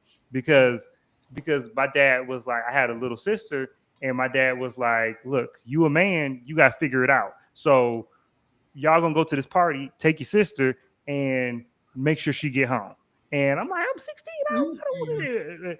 But What happened in Hereditary, don't it? well, no, but that's the thing, because but also what I didn't know is when I come out the party and I'm making sure my sister is there, my dad down the street in the car watching the whole thing. You know what I'm saying? Oh. And so he wasn't playing. He was like, I'm a trust but verify. But he kind of had to do that, and so I just appreciated their dynamic and their balance. And then with the on the other side of it, I felt like it was a a common thing with what is this girl's name? What Lovey's name is? Keisha. Keisha's parents, I feel like is a dynamic we see a lot of times, but I felt like it didn't get too stereotypical. It didn't get caricature. It did to me, like it was like, yeah, we've seen this dynamic a lot of the time, but I didn't feel like it was like a cartoonish version of it. I didn't feel like I was waiting for Loretta Devine to come in and be like, oh, woe is me. It was like, yeah, these type of family structures exist, and we got to figure it out. And so, and yeah, you're gonna come around when you come around. It's gonna be a good time, and then you're gonna leave again. That's just the dynamic we have at this point, and it did waste energy to be bitter about it. Like, we just gonna grit our teeth and bear it, and then Papa was a Rolling Stone. The wind gonna blow, and he gonna be gone again, and that's just the situation we gonna have. And so I appreciated that both parenting styles are represented, and they both produced good kids. I think that was the best part of this. Is like, we had two wildly different setups, but they both produce good kids. Didn't nobody get pregnant? Didn't nobody get gunned down? Ain't nobody snort no crack? Ain't nobody try to sell drugs? It was none of that. It's just, Jordan, I like it. I've been just the awareness that we've been so traumatized by black narratives on television that this is what we anticipated from this story. Oh God, the police is going to be a shooting. He's a goner. I was saying it very early on, They but send us down that rabbit hole. intentionally by design. But yeah, I'm gonna give it up one more time for Eric, played by Wood Harris, because again, we need more. We need more of this. Even how you comfort Keisha in a moment like this. No, son, here's what you're gonna do. You know what we talked about? Yeah, put my wallet in the Mm-hmm. thing, do this, do this. You go over there, you take her to Lookout Point. Remember I told you where that is? You're gonna talk to her, you're gonna let her talk, you're gonna listen to her. Just chef's kiss to him. It It's was all because it's wood. Actually, go to the slide. I'm about to play with you. and of course, one of the bigger themes, of course, was team dating. It was a lot for me personally, but like I said, it didn't. And I know people just always want stuff to be outraged. Like I said, I couldn't get through Euphoria. I could watch this series, so I'll say there's worse depictions of teen life presently. I thought it was fairly moderate. I like Tyra said, I think it is just very extremely jarring to see depictions of younger people engaged in this way, right? When we're not used to it. And I want to know from you guys, is this the culture? What's really the prevalence of revenge porn? And where does all of this damn space and opportunity come from? Keisha was the salutatorian of Really? Actually, I'm not about to Now, play with you. Ashley, you ain't been out that long. no, no, baby. In high school, I wasn't smexing in high school. I didn't smex until I was 22 years old. Oh, I had bless your heart. activities. I had intramurals. I had sports. I had speech. I had marketing club that I traveled for. I wasn't in a space where I had a ton of time and Ashley. opportunity. Just I, take I just wasn't in a space either until I was about 18. But for anybody who was more active in high school, you don't need that much time, baby. It's always space and opportunity. That's what I'm saying. And because and it just and that's fine. It just to say it wasn't that much of a priority for you. I think that's more the thing. Well, no, Not because priority at all. Yeah. that's what I'm saying. Because when I was in high school, I ran track. I was on the quiz bowl team. I was on Bowl. Go, yeah, I go. was on quiz bowl. I was in student government, and I And you think I still was on the made yearbook time. team. Hmm? And you still made time and that, that, opportunity. that, no, that gave us more time because what that meant was you was at school more. So at Quiz Bowl, you got the back of the bus. Quiz Bowl was I was in Michigan. It was dark when we coming back from Quiz Bowl. We in the back of the bus. Like Oh, I'm like, and then you go, and then at track when I ran track, the boys practice with the girls. So I'm like, that locker room Hey, it's locker room under bleachers and stuff yeah. outside. Like it's no, you don't need it, when you're a teen. You really don't even need a bed, child. You just be outside. Need a bed. I didn't have a bed. I, Why, let me tell you something. Let me tell you something. When I got to college, they gave out a statistic of like when kids lose their virginity on average, and of course with black kids it's much younger. And they gave out the statistic for black boys, and I was like, dang, I beat that by like a year. I was it was we gonna find the time, and we gonna find the space, and it's plenty of it. I'm telling you that it's plenty of it. With them having more so with they both have a lot of privilege and freedom already with their dynamic. Because Keisha's mom, she's at work all the time. Then they gave y'all say, oh, they gave him a car. Oh, so he got a car. Then he got a jeep. Yeah, I didn't even have no car. But You got a jeep backseat, no sheets, jeep. Oh, all right. Yeah, that's that. Like I said, this is the culture. I see the question mark. This is the culture. All of this is the culture. Ashley, Mhm. this was very accurate. Now the prevalence of revenge, I don't know. You see the stories and you see the headlines. I don't know how representative that is of like what they're actually doing. That wasn't a thing when I was in high school. It's a But thing because okay, I your believe. baby's 8, my baby's about 15. Yeah, I believe it. It's a thing, Okay, I believe it. Shit, a she's gonna have it. casual thing. she gonna have this Apple Watch and nothing else. Like She said she can call 911 and she can call me with that. exactly. All she needs. And of course, we kind of dove into familial pressures already. And again, the pressure of the Black bourgeoisie, legacy, mama has a plan. What happens when it doesn't go according to plan? Now, the only thing we probably haven't addressed was, of course, I want to do my music, mama. He say I got a flair and I'm going to do my music. And the response to that, all right, son, I'm giving you a year. You got a gap year. You better make it shake. If it don't shake in a year, baby, you're going to Northwestern. Like the plan is the plan is the plan is the plan. How did you guys feel like Justin's mama responded to his choice, right? I'm not doing Northwestern, but here's the alternative. And of course, daddy, who cried when he found out his boy got into Northwestern, and now having to have this hard conversation, like, you're gonna be the first to do it, son. Like, I'm so proud of you. And now you have to say, yeah, no, I'm gonna make beats by the hair salon in this little suite, this plaza. Dom. No, this was great. This was a great because I feel like with parenting, sometimes you got to know when to apply pressure and when to like release the pressure, and that's a touch and go thing. And I felt like they dealt with that because the mom was like, "No, you going to college, period, point blank." And then, but when you kind of hit with this, your son kind of standing his ground because when he said, "I'll go if you make me, I'll go." But I ain't gonna like it, and I ain't gonna go for, and I ain't going for me. I'm going for you. I'm going for you. I couldn't imagine sitting across from my child saying that. You know what I'm saying? Like, because on some level, it's like I know what's best, and even though you don't want to do it, I'm gonna make you do it. Like you deal with that a lot as a parent, but that's a hard thing to confront. And I felt like not giving him exactly what he wanted. Like, all right, go be free and go be creative and just figure it out. But doing it because I feel like with Black kids, we don't talk about gap years.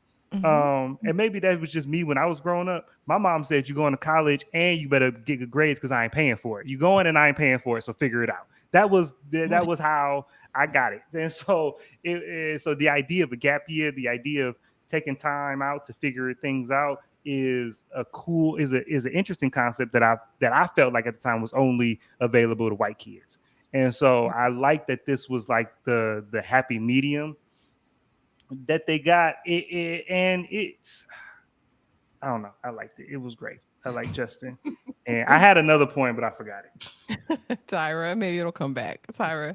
I was happy with it. I kept saying as watching, I was like, why are they acting like the struggle is real and it's college or bust? Like, you guys can afford other options. I think with the mom, it was more so about, her not just, oh, this works, so let's work it. It was also legacy. I went there, so my son's gonna go there, and I get to say that my baby. It was that moment for her. I think the dad, he would have been, happy and with his son's decisions, regardless of him maybe being the first. That put some icing on it because now that I know this is what we've always worked on, I think this highlighted the importance of talking to your kids. You never want to push and plan, and your kids have to be a part of the plan because you can want or think naturally, of course you want to do this. Why not? This is, yeah. And then it's just like, no, I never wanted that, mom. It's like, oh, well, what do you want to do? I've been working, I thought for the past 3 years, we all have the same goal. You need to, really be pouring into your kids. I think the forcefulness is, well, if I don't make you do something, you're going to be here floating around the house. I have to, push you to do something or else. Oh, yeah, I think it's just a fine line to kind of walk between. You do want to push, but you also want to acknowledge what do you feel like you'll excel in, and we can maybe combine and really get you in a comfortable space to succeed instead of me just pushing on, you're going to do this because I want you to. Yeah, and let's nurture that, right? Whatever your gift is, your gift and your talents. And so, of course, socioeconomic status was another big theme within the series. Because when the mama said, "What should they put her in a suitcase? Like, why is she just traveling with the white to the vineyard? Like, why are you here? Why is she here? And we kind of talk about, was it important? Were you surprised? Because this is kind of the thing that stuck out to me. Of course, Mama just wanted him with a black girl. It didn't even matter. Were you surprised that they didn't make it about socioeconomic status with Keisha? That Mom was okay in accepting, even though she wasn't legacy, she wasn't a part of their class per se. I'm gonna start with you, Tyra. I was surprised. Like Dom said, there were moments where, okay, we're subverting that trope. We're not going to go because that's what we're accustomed to seeing. So I thought it was nice. I even was taken back kind of at her response to finding out about the tape. I was like, oh, okay. I can appreciate that, or reaching out to the mom, or her making it a point, well, okay, if Keisha's going to be here, I need to, have that rapport with her mom. I need her phone number. Like, we're, embarking on something. We're doing this together. I love that she's helping you and all, but, I want to be included. I thought it was nice. It's so easy to kind of go down the trophy rope. Now, I didn't like this white woman showing up here saying, I like these, all these delectables and vegetables y'all picked for us. So what you mean picked? Who wrote that? What the hell you mean picked for y'all? And she's like, oh yeah, help yourself. Get anything. I was like, what you mean? Y'all picked for us. I ain't like that reference. Probably wasn't meant to be one, but don't say it if you don't want me to dig into it. But yeah, I enjoyed that it wasn't that. I did want her to I don't know. It's hard to make that decision because if she was just, plain old Keisha and she wasn't, Howard bound and an athlete and the scholarship and the whole nine, and she was just, maybe as wayward as your baby, lost and trying to find her way, would you still have been just all inclusive, hoorah Keisha because she's Black Keisha? I think, also those things. Because even if we're not, economically there's prospects for Keisha to definitely get there and be, wealthy as well. So we'll never know. Absolutely. Dom, were you surprised? I I don't know that I was surprised, but I was glad because if she was also um approved about the socio, I was like, come on, pick one. You done put me in this white school with the white folks. And I done found a black girl, but now you want me to find a rich black girl too? Come on, mama, you doing a lot. It ain't but three at the school you sent me to, and they don't want me. They don't want me. They want Christian, old raggedy looking tail. I like the fact that it was. I do think, like what Tyler said, I do think it would have. She would have. The mom probably would have had a different um, reaction to Keisha if Keisha wasn't like the best of the best of the best with honors, sir. But I think she was looking at it from a standpoint. I think she was looking at it from a standpoint of, is this person going to be a good influence on my son? And I think when you look at Keisha and when you look at them together, I felt like she was like, well, this is relatively speaking a good influence on my son. She's not a negative influence on my son. So I will go with that and help nurture that, at the very least tolerate it. And so I appreciate that. These white folks is hilarious. And it's funny because I dated a girl who was from the Caucasus Mountains, and Oh, Dr. Umar. yeah. This was before I met him. And so he would have wagged his finger at me. But no, and it was funny because it was a long distance relationship, and I remember I was like them in the sense of like I would take the Greyhound from one end of the state to the other end of the state, and stay with her family, and they would lived on the beach there. They lived on Lake Michigan, and Lake Michigan looked like an ocean. Like when you go out to Lake Michigan, you can't see the other end. It looked like an ocean. And so the stuff that these folks say is like You was on Mackinac with the Y. what the why? It was Grand Rapids, but yeah. And like these white folks, and then like the white folks in Get Out, that's I'm telling you, it's very accurate. And it's like all of a sudden you brought up Kobe Bryant. You've been talking about hockey. All of a sudden, when I show up, you I voted basketball. for Obama twice. Yeah,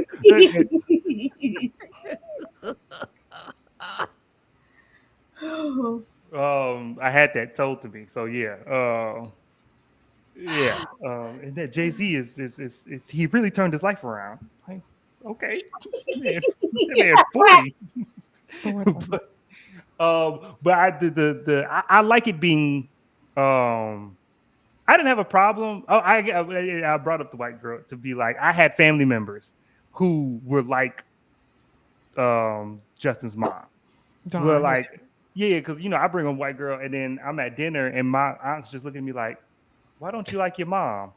Self hate.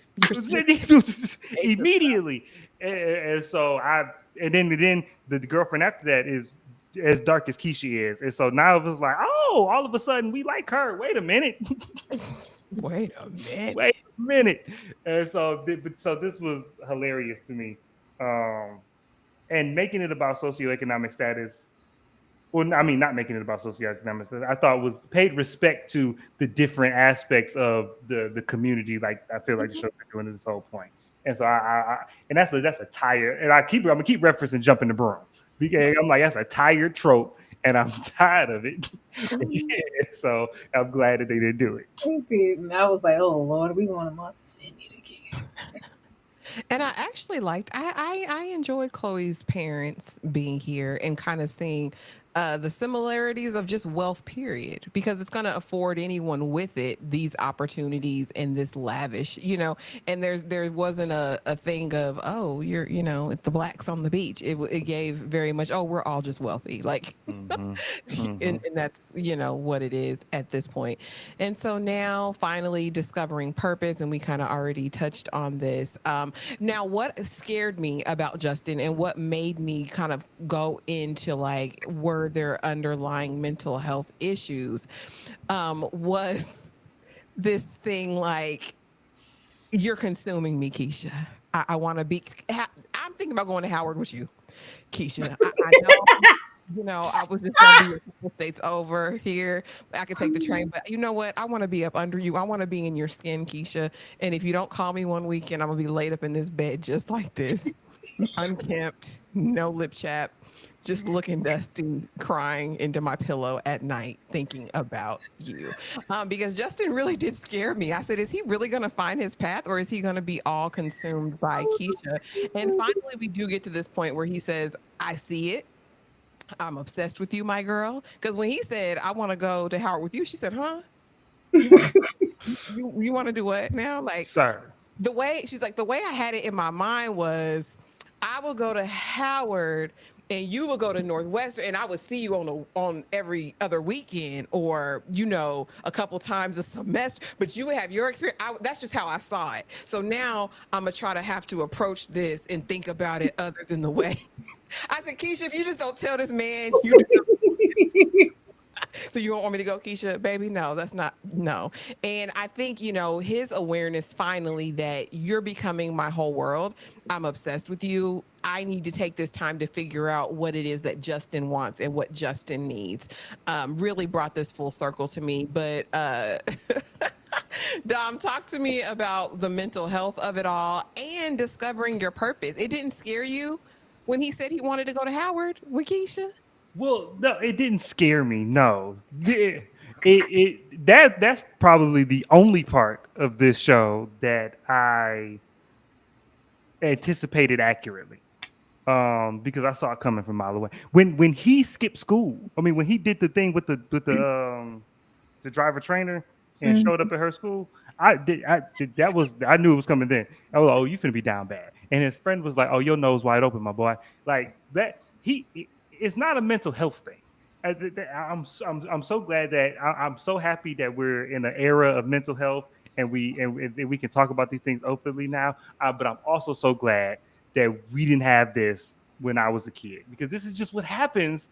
This is just what happens. And my thing is as long as you come out of it, but you coming out of it is the support system that you have.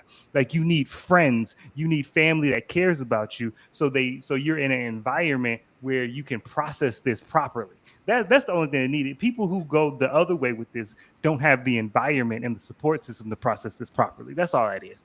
I don't think any therapist on standby. Just on, in my contacts, I need, for a video call or something just on deck, because Justin made me nervous. Look, The show was already called forever. We was already waiting on the boy to piece two fingers. I was like, is it gonna be at your own admission? Um, Mental health very much. There's, dealing with the woes and the teenager and oh my first love, and then there's this deep, dark depression and proceed with caution and lashing out and I can't even consume myself enough and all I said was, bro, I'm riding shotgun. Like, pipe down. Like, every little inconsistency with Keisha would send him to the depths of hell. I said, baby, this is unhealthy. This is unhealthy. And as, a support team, as everybody and the mom and the dad, him just enclosed and in this, and it wasn't just one time, it was many times. This was not okay. This was not Well, okay. no, it was. It's not okay. It's not okay. And him lashing out is not okay. What I'm saying is that it is natural. And what I'm saying is that Uh-huh. as a teenager you operate in extremes because you're dealing with situations you've never dealt with before, and you're dealing with hormones and emotional states you've never dealt with before. So you swing back and forth between extremes. So you swing No, no, between no, no, you no. are my There's everything. extremes, and then there's the I'm gonna be here for you forever, Keisha. I'm gonna. It was too much. The upset. No, it's not natural I think or just casual for any teenager to be this obsessed with a partner, first time or not. It's okay to have your first love, and oh, this is just everything I ever thought it would be. Like I'm infatuated because it's a bunch of firsts. Who isn't? That's typically how those things go. He was unnaturally obsessed with her to where he was ready to uproot. And like the mom said, are you ready to, just dismiss your whole life, your plan, even though it was something else? He was equating Keisha to whatever was saving him. Like, this is my saving grace. They both were, this is my safe space. I'm not having this here. I can confide in Keisha and be my most genuine self where I can only, tell my parents and do so much there because they have this plan for me. I don't want this to be taken away. Well, hell, what all are you going to do to keep it? That's why we had that episode of, girl, I could pull out. What? Calm down. Like, put the nine away, Jamal. He's ready to shoot up the club. Because if that means you get to stay here. And I also thought that was a plot convenience because that's right after the bomb on the sofa with the pint of ice cream. Yeah, you gotta watch them. And they'll try to drag you down, baby girl. Then all of a sudden he tried to pull out in the pool. I was like, all right. Yeah, just that's not healthy. It's not. Well, no, it's not. I'm not saying it's Not healthy. normal either, though. I don't care. I'm saying. Go in there and your Stigmatize son him. or baby girl looks like this. Well, What you no, said actually had a therapist on speed dial. yeah. Well, but that comes with the environment and the support system. All I'm saying is, and I'm not saying that this specific iteration or this example is typical of teenagers. But I guess what I'm saying is teenagers in general operate in the extremes, and they're gonna move from one extreme to the other, and everything's the end of the world, and everything is oh woe is me. And I guess, but my thing is they dealt with it in a way that I felt like allowed him to. Keisha did. Well, no, I mean, This baby here, he needed some help. well, And again, not to stigmatize him with like, oh, he had meant, but there were things to me that were red flags in his behavior. The full shutdown, the obsession, the I'm gonna alter my entire life because I'm just so afraid to lose her. And I think the no contact was the best thing they eventually came up with because it allowed him to recenter. and whose idea was it? Yeah, It and was that's why I said there was growth here because he was acting like Joe and you. He's like, you know what? That's I can't see you for a little while, Keisha. and what I will say, friends.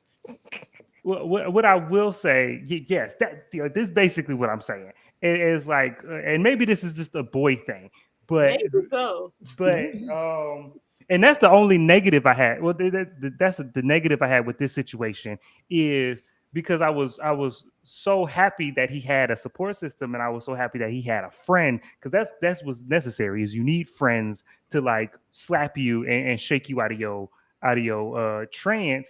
And so when his boy was like, yeah, come on, leave her alone. If you can't be without her for a day, you for real can't be without her. in college. Y'all ain't gonna do this on this thing. And then he got him to like go out. I did not like that when they went out, it was to a party that they both were at. I did not like that. I wanted him to be able to have a night and understand that you can not need y'all don't need to be tied at the hip. But I guess you couldn't do that, have him learn that lesson and still continue with how the show went. But that was the only thing I was like, he needed to learn. Because yeah, when you fall in love for the first time, it's all consuming. And like my man said, it will shape how you handle that and how you experience that shapes how you view relationships. And so I don't know. So you saying you was laying out on that mattress like, okay, Dom, it's with all no right. chapstick, just crusty Well, with well, puffers all Well, around. no. What I will say is the first time I had my heart broken, I thought that I would, I was dramatic internally. I was like, oh, I'll never love again. Oh man, women ain't nothing. Oh my God. And it was deep. And then my dad was like, hey. Well, I had a dad who, before I got there, he was like, look, this is gonna happen at some point, and you're gonna feel like this. And I was like, man, you don't know what you're talking about, old man. And then I got my heart broken, and I'm in the midst of all these emotions, and I'm like, dang, that's exactly what that man said. And then I got up and went and ran track. And you know what I'm saying? So it's just like it happens, and you got to go through these emotions. That's all I'm saying. All right, Yeah. Parker. So, and we end here. We're better off as friends. I choose me. A full circle moment. Gets the bag she attempted to give him head for, and we go on our separate ways. That is on there. We're going to, focus on the music. He's already sold a song, y'all. He's making beats and being Oh, I successful. didn't like that either. I forgot about that. Yeah, he did that. CJ, shout out to you. Thank you so much for the $2 super chat. Henry missed his Tuesday shift and you did. But Dom, I'll start with you. We're better off as friends. I choose me. And he sold a song, just to further submit he's in the right, path. Yeah, he's on the right path, and that was the thing I did not. I remember I didn't like it's kind of connected to the previous thing about him finding his path, but also I didn't like and I guess Keisha is a counterpoint to it, so maybe it's balanced, but I didn't like the chase your dream thing, and it working out, because I'm like it's not going to. And it's just like because sometimes you need to go to college. You know what I'm saying? And I feel like we're in an era where it's cool to say college isn't for everybody, and that's very true. College is not for everybody. It's not for a lot of people. It is for you though, and then, you know what I'm saying? Like it does have its benefits, and not you want to make it. I guess I just wanted somebody's parent to be like, go get a job that can pay for your dream. Go get a job that can pay for your bills, and you can focus on your dream. I wish that would. Well, yeah. You got a CBS job, Dom. That man working. Yeah, he working at CBS, and I'm just like, I don't know. I didn't like. If it was just I'm working at Rodney and I'm picking up trash and I'm just here to hang out and soaking it up, that would have been great for me. I'm working at CVS for a year to pay for this part, and we're gonna see if it work out in a year. The I sold a song thing was a little too much hope for me. That was just. I was like, go to school. It's okay. But maybe he is an elite producer, and this will be his path. He might be. And I struggle with it personally, because I'm like, man, if I didn't go to college and just went into what I wanted to do out of high school, I probably would have been there by now. So I understand. I'm just saying, most of y'all need to go. Most of us need to go to school. You're not Jordan. You're not Dre. You're not. And I'm just like, I just felt like it was a little too much. And allowed to dream. And I actually enjoyed this part of it, because I feel like not enough times do we get the freedom to just dream, right? Like Keisha's like, I can't do that. I can't dream. Like I can't focus Hmm. on anything else because I know this is my only path because I haven't been afforded with this life. But then we have the other side of this where Justin can take a year and he won't be ruined by this year. You know what I Yeah. mean? Yeah, no, like you said, and yeah, and that's right. And so it probably is balanced. It's probably me projecting. It might be very well me be projecting. I'll take that. I still didn't like it. Tyra. I like I said, financially, maybe you can go do that. Go do that. I don't like the whole well, you have to it has to be formulaic and you have to share the same burdens. Like if there's no struggle then there's no progress. You need to go. No. Let that boy do what he want to do. As he said, if it or the parents said, if nothing transpires, it doesn't work here, you can just go back. And if it's not that, maybe he might decide, it's nice to see a black boy be afforded to make decisions. Let him like he can decide what he wants to do. Dumb, if you didn't get that decision, it's all right. Yeah, man, yeah, I think that's what it was. I didn't get that. I It's didn't get to all make that right. choice. Like it's nice that he has that choice. So many of us don't get that choice. You don't get that option. You do get that option of you taking your ass to college and you better figure it out. 'Cause I ain't paying for it. Like this is nice that he has that option. You have the standard here. You have Keisha's. That's a whole success story. And then you have this to where, well, I thought it would go this way, but this is, what I'm choosing to do. And I I do think like that he made the decision to, like, yeah, I need to have my distance and we have to cut this off. I thought that, it would have, because that place he was in that room and whatnot, looking up at the ceiling, I thought Keisha would have to be the one to take the brunt of, we can't, I have to cut this off. But he had to do it and it really showed growth in his character at this point. no, it did. I just wish maybe I think I wish it was a different dream because no, because it was a little too sticky. Like he it was like I'm playing basketball and then I'm gonna switch from basketball to being a music producer. Like it's basketball or rap music. I'm like, Jesus They Christ. wanted you to know them that that was always in that bench. It's like you made this beat, and for even though them beats was whack, it's Yeah, just ass no, beats. yeah, that was horrible beats. Like you made Horrible beats. this beat in the fourth grade, like it was always there. It just was never nurtured. Yeah, and I think that's the thing. I think that's the thing that just triggering me is that it felt stereotypical because it was music and basketball was all this boy was doing. If he was like an artist or he wanted to be a sommelier or he wanted to like paint, if it was something atypical of the stereotype, I probably would feel a little bit differently. But because it's like I'm gonna be a gangster rapper, I daddy, I was like, think all right, that he was gonna like go to school for music theory or something. I thought we were gonna go that route. oh It was gonna Jesus be Christ. like, I'm going to school, but just for Yeah. something different. It was just like, nah, we doing this gap year. I was like, all right, if you can do it, go ahead. I mean, yeah, because I mean, they act like every school doesn't have a music program. Like, yeah. Everyone. But yeah, but I was pleased. It was a full circle moment. We got the obligatory forehead kiss, and we're already renewed for a season 2. I will Ugh. say this: in a world full of Hulu's that cancel everything black, be a Netflix, and let's renew black shows and black projects. I know Dom has his qualms about there being a season 2. However, I'm open and I'm ready for the expression of it all. I want to see what Mara's going to do with another season because I believe that the meat of this story, I mean, of the book, the source material has been covered. Yeah. So I'm very curious. This will be all kind of her brainchild going forward. And I like her as a writer. I like Mara as a storyteller. So I'm hopeful. Girlfriends had how many seasons? Like she's been down through there. She's carried series through multiple seasons and done pretty well with them. I already know Dom's thoughts, but I'm going to start with you, Dom, and we will close out with Tyra's thoughts on the renewing because renew black shows. Let's do that. Yeah, yeah, and see, that's where I'm incredibly torn because I've done several TikToks, I've done several videos about shame on you for not supporting black shows. Watch black shows so they can get renewed. I've talked ad nauseum about that, and I've wagged my finger at my own people for not doing it. And this show got and Netflix don't even when they do renew a show, they take forever. They be like, we're gonna wait 6 months and then maybe a season 2. And so they right out the gate renewed this. So that's a very good sign. And Mara is incredibly talented.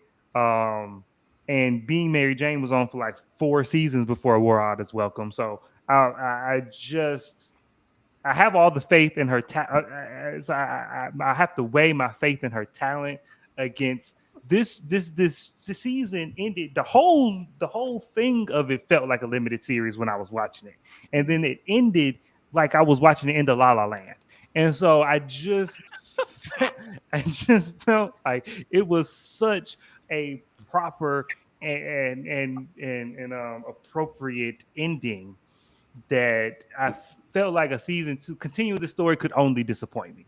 Um, that's just how I feel, and so I have to weigh that feeling narratively. I don't want to see them any.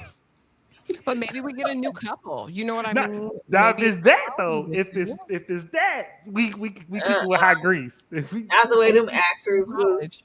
I went to everybody's page today. They're like, "Yeah, we renewed for a second season." Yeah, my reaction to the announcement that we're renewed. These people are definitely coming back.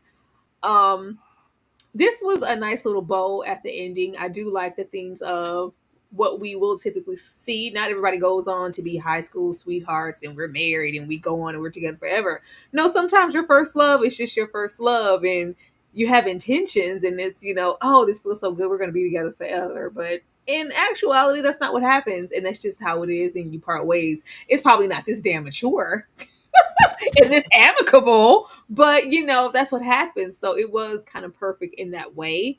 We don't necessarily need a season two. I am concerned with where we're going to take it, even though I don't mind it. There is a sense of all we can do is age them up and, maybe college or maybe even after that and, try to bring them back together in some way, kind of getting more into the real love Mary J. Bligeism kind of territory.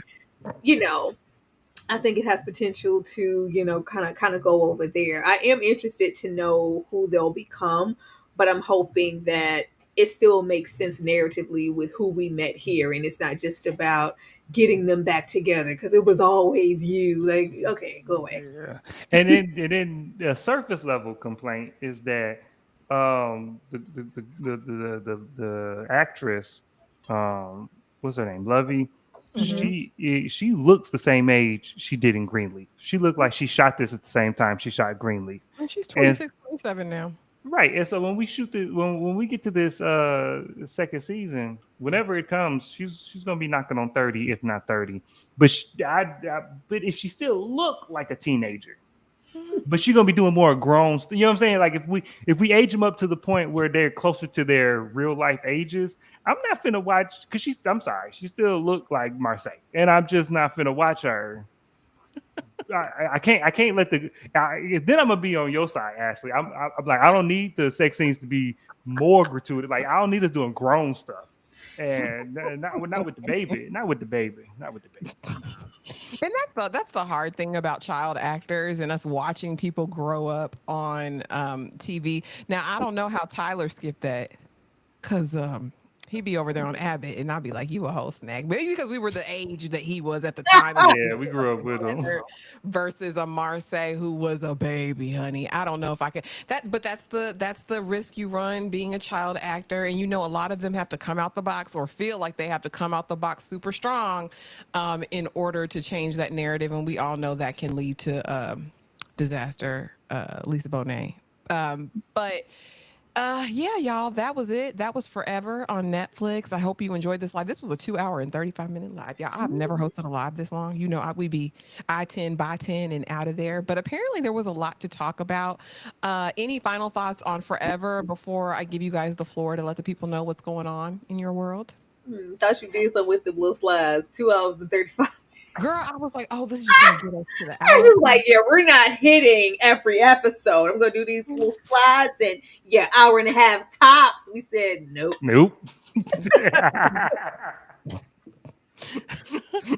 All right, Dom, let the people know what you've got going on, sir. Oh man, it's Screen Static Studios all day, every day. We talking about I'm gonna be covering the Andor Star Wars series just ended, so I'm gonna be covering that. I'm gonna be covering a bunch of other stuff. I just started watching The Bear. So I'm gonna be doing some late, I guess, reviews of The Bear, but I got some hot takes about The Bear. So that's gonna be coming up. So yeah, just come on. We're gonna be talking a lot of stuff. So come on over. Y'all, make sure you're subscribed. Make sure you have that notification bell on so you don't miss a thing. The Bear is an experience, especially those first 2 seasons. I adored them. Last season, I don't know what the hell is going on. Tyra, let the people know what you have going on over there at Struggle Reviews TV. 30,000 subscriber channel now. Hey. I had to get that out. Show did. Not too long. In a few hours, we will be reacting to the final episode of Raising Kanan. So be there for that. Also, tomorrow we have several things coming up. I think we got Fine Men coming up. We'll be discussing a new show by the name of Duster that I need to check out. And then of course, on Saturdays we officially talk about Raising Kanan. So, and then Sunday we'll probably do a hot topic situation. The calendar is full. The week is full. Have your notifications on so you can be there to support us, please. Absolutely, you guys. And do me a favor, go ahead. If you're watching Handmaid's Tale, go run up the last video, the one I dropped yesterday. It's a good video, y'all, and it's getting some movements. There's some movement back there. So please go support that. But thank y'all so much for the support. Thanks for the super chats. We see you. We appreciate you. And we will be back later tonight. What is it, air at midnight Eastern Standard Time? And we will be watching this episode of Raising Kanan and Enthusiasm, baby. reacting to it. But thank y'all so much for being here. And we are going to leave you with this. Have the most amazing rest of your night. We'll see you I in a used to few think hours. about how you been act when it got money. Now you done switched up on me. Now you gon' say what's up to me. Oh, so now you wanna make love to me. Girl, if you don't get from me, I know you thought we had something special, but you don't mean nothing to me. Girl, I'm sorry you not the one for me. Just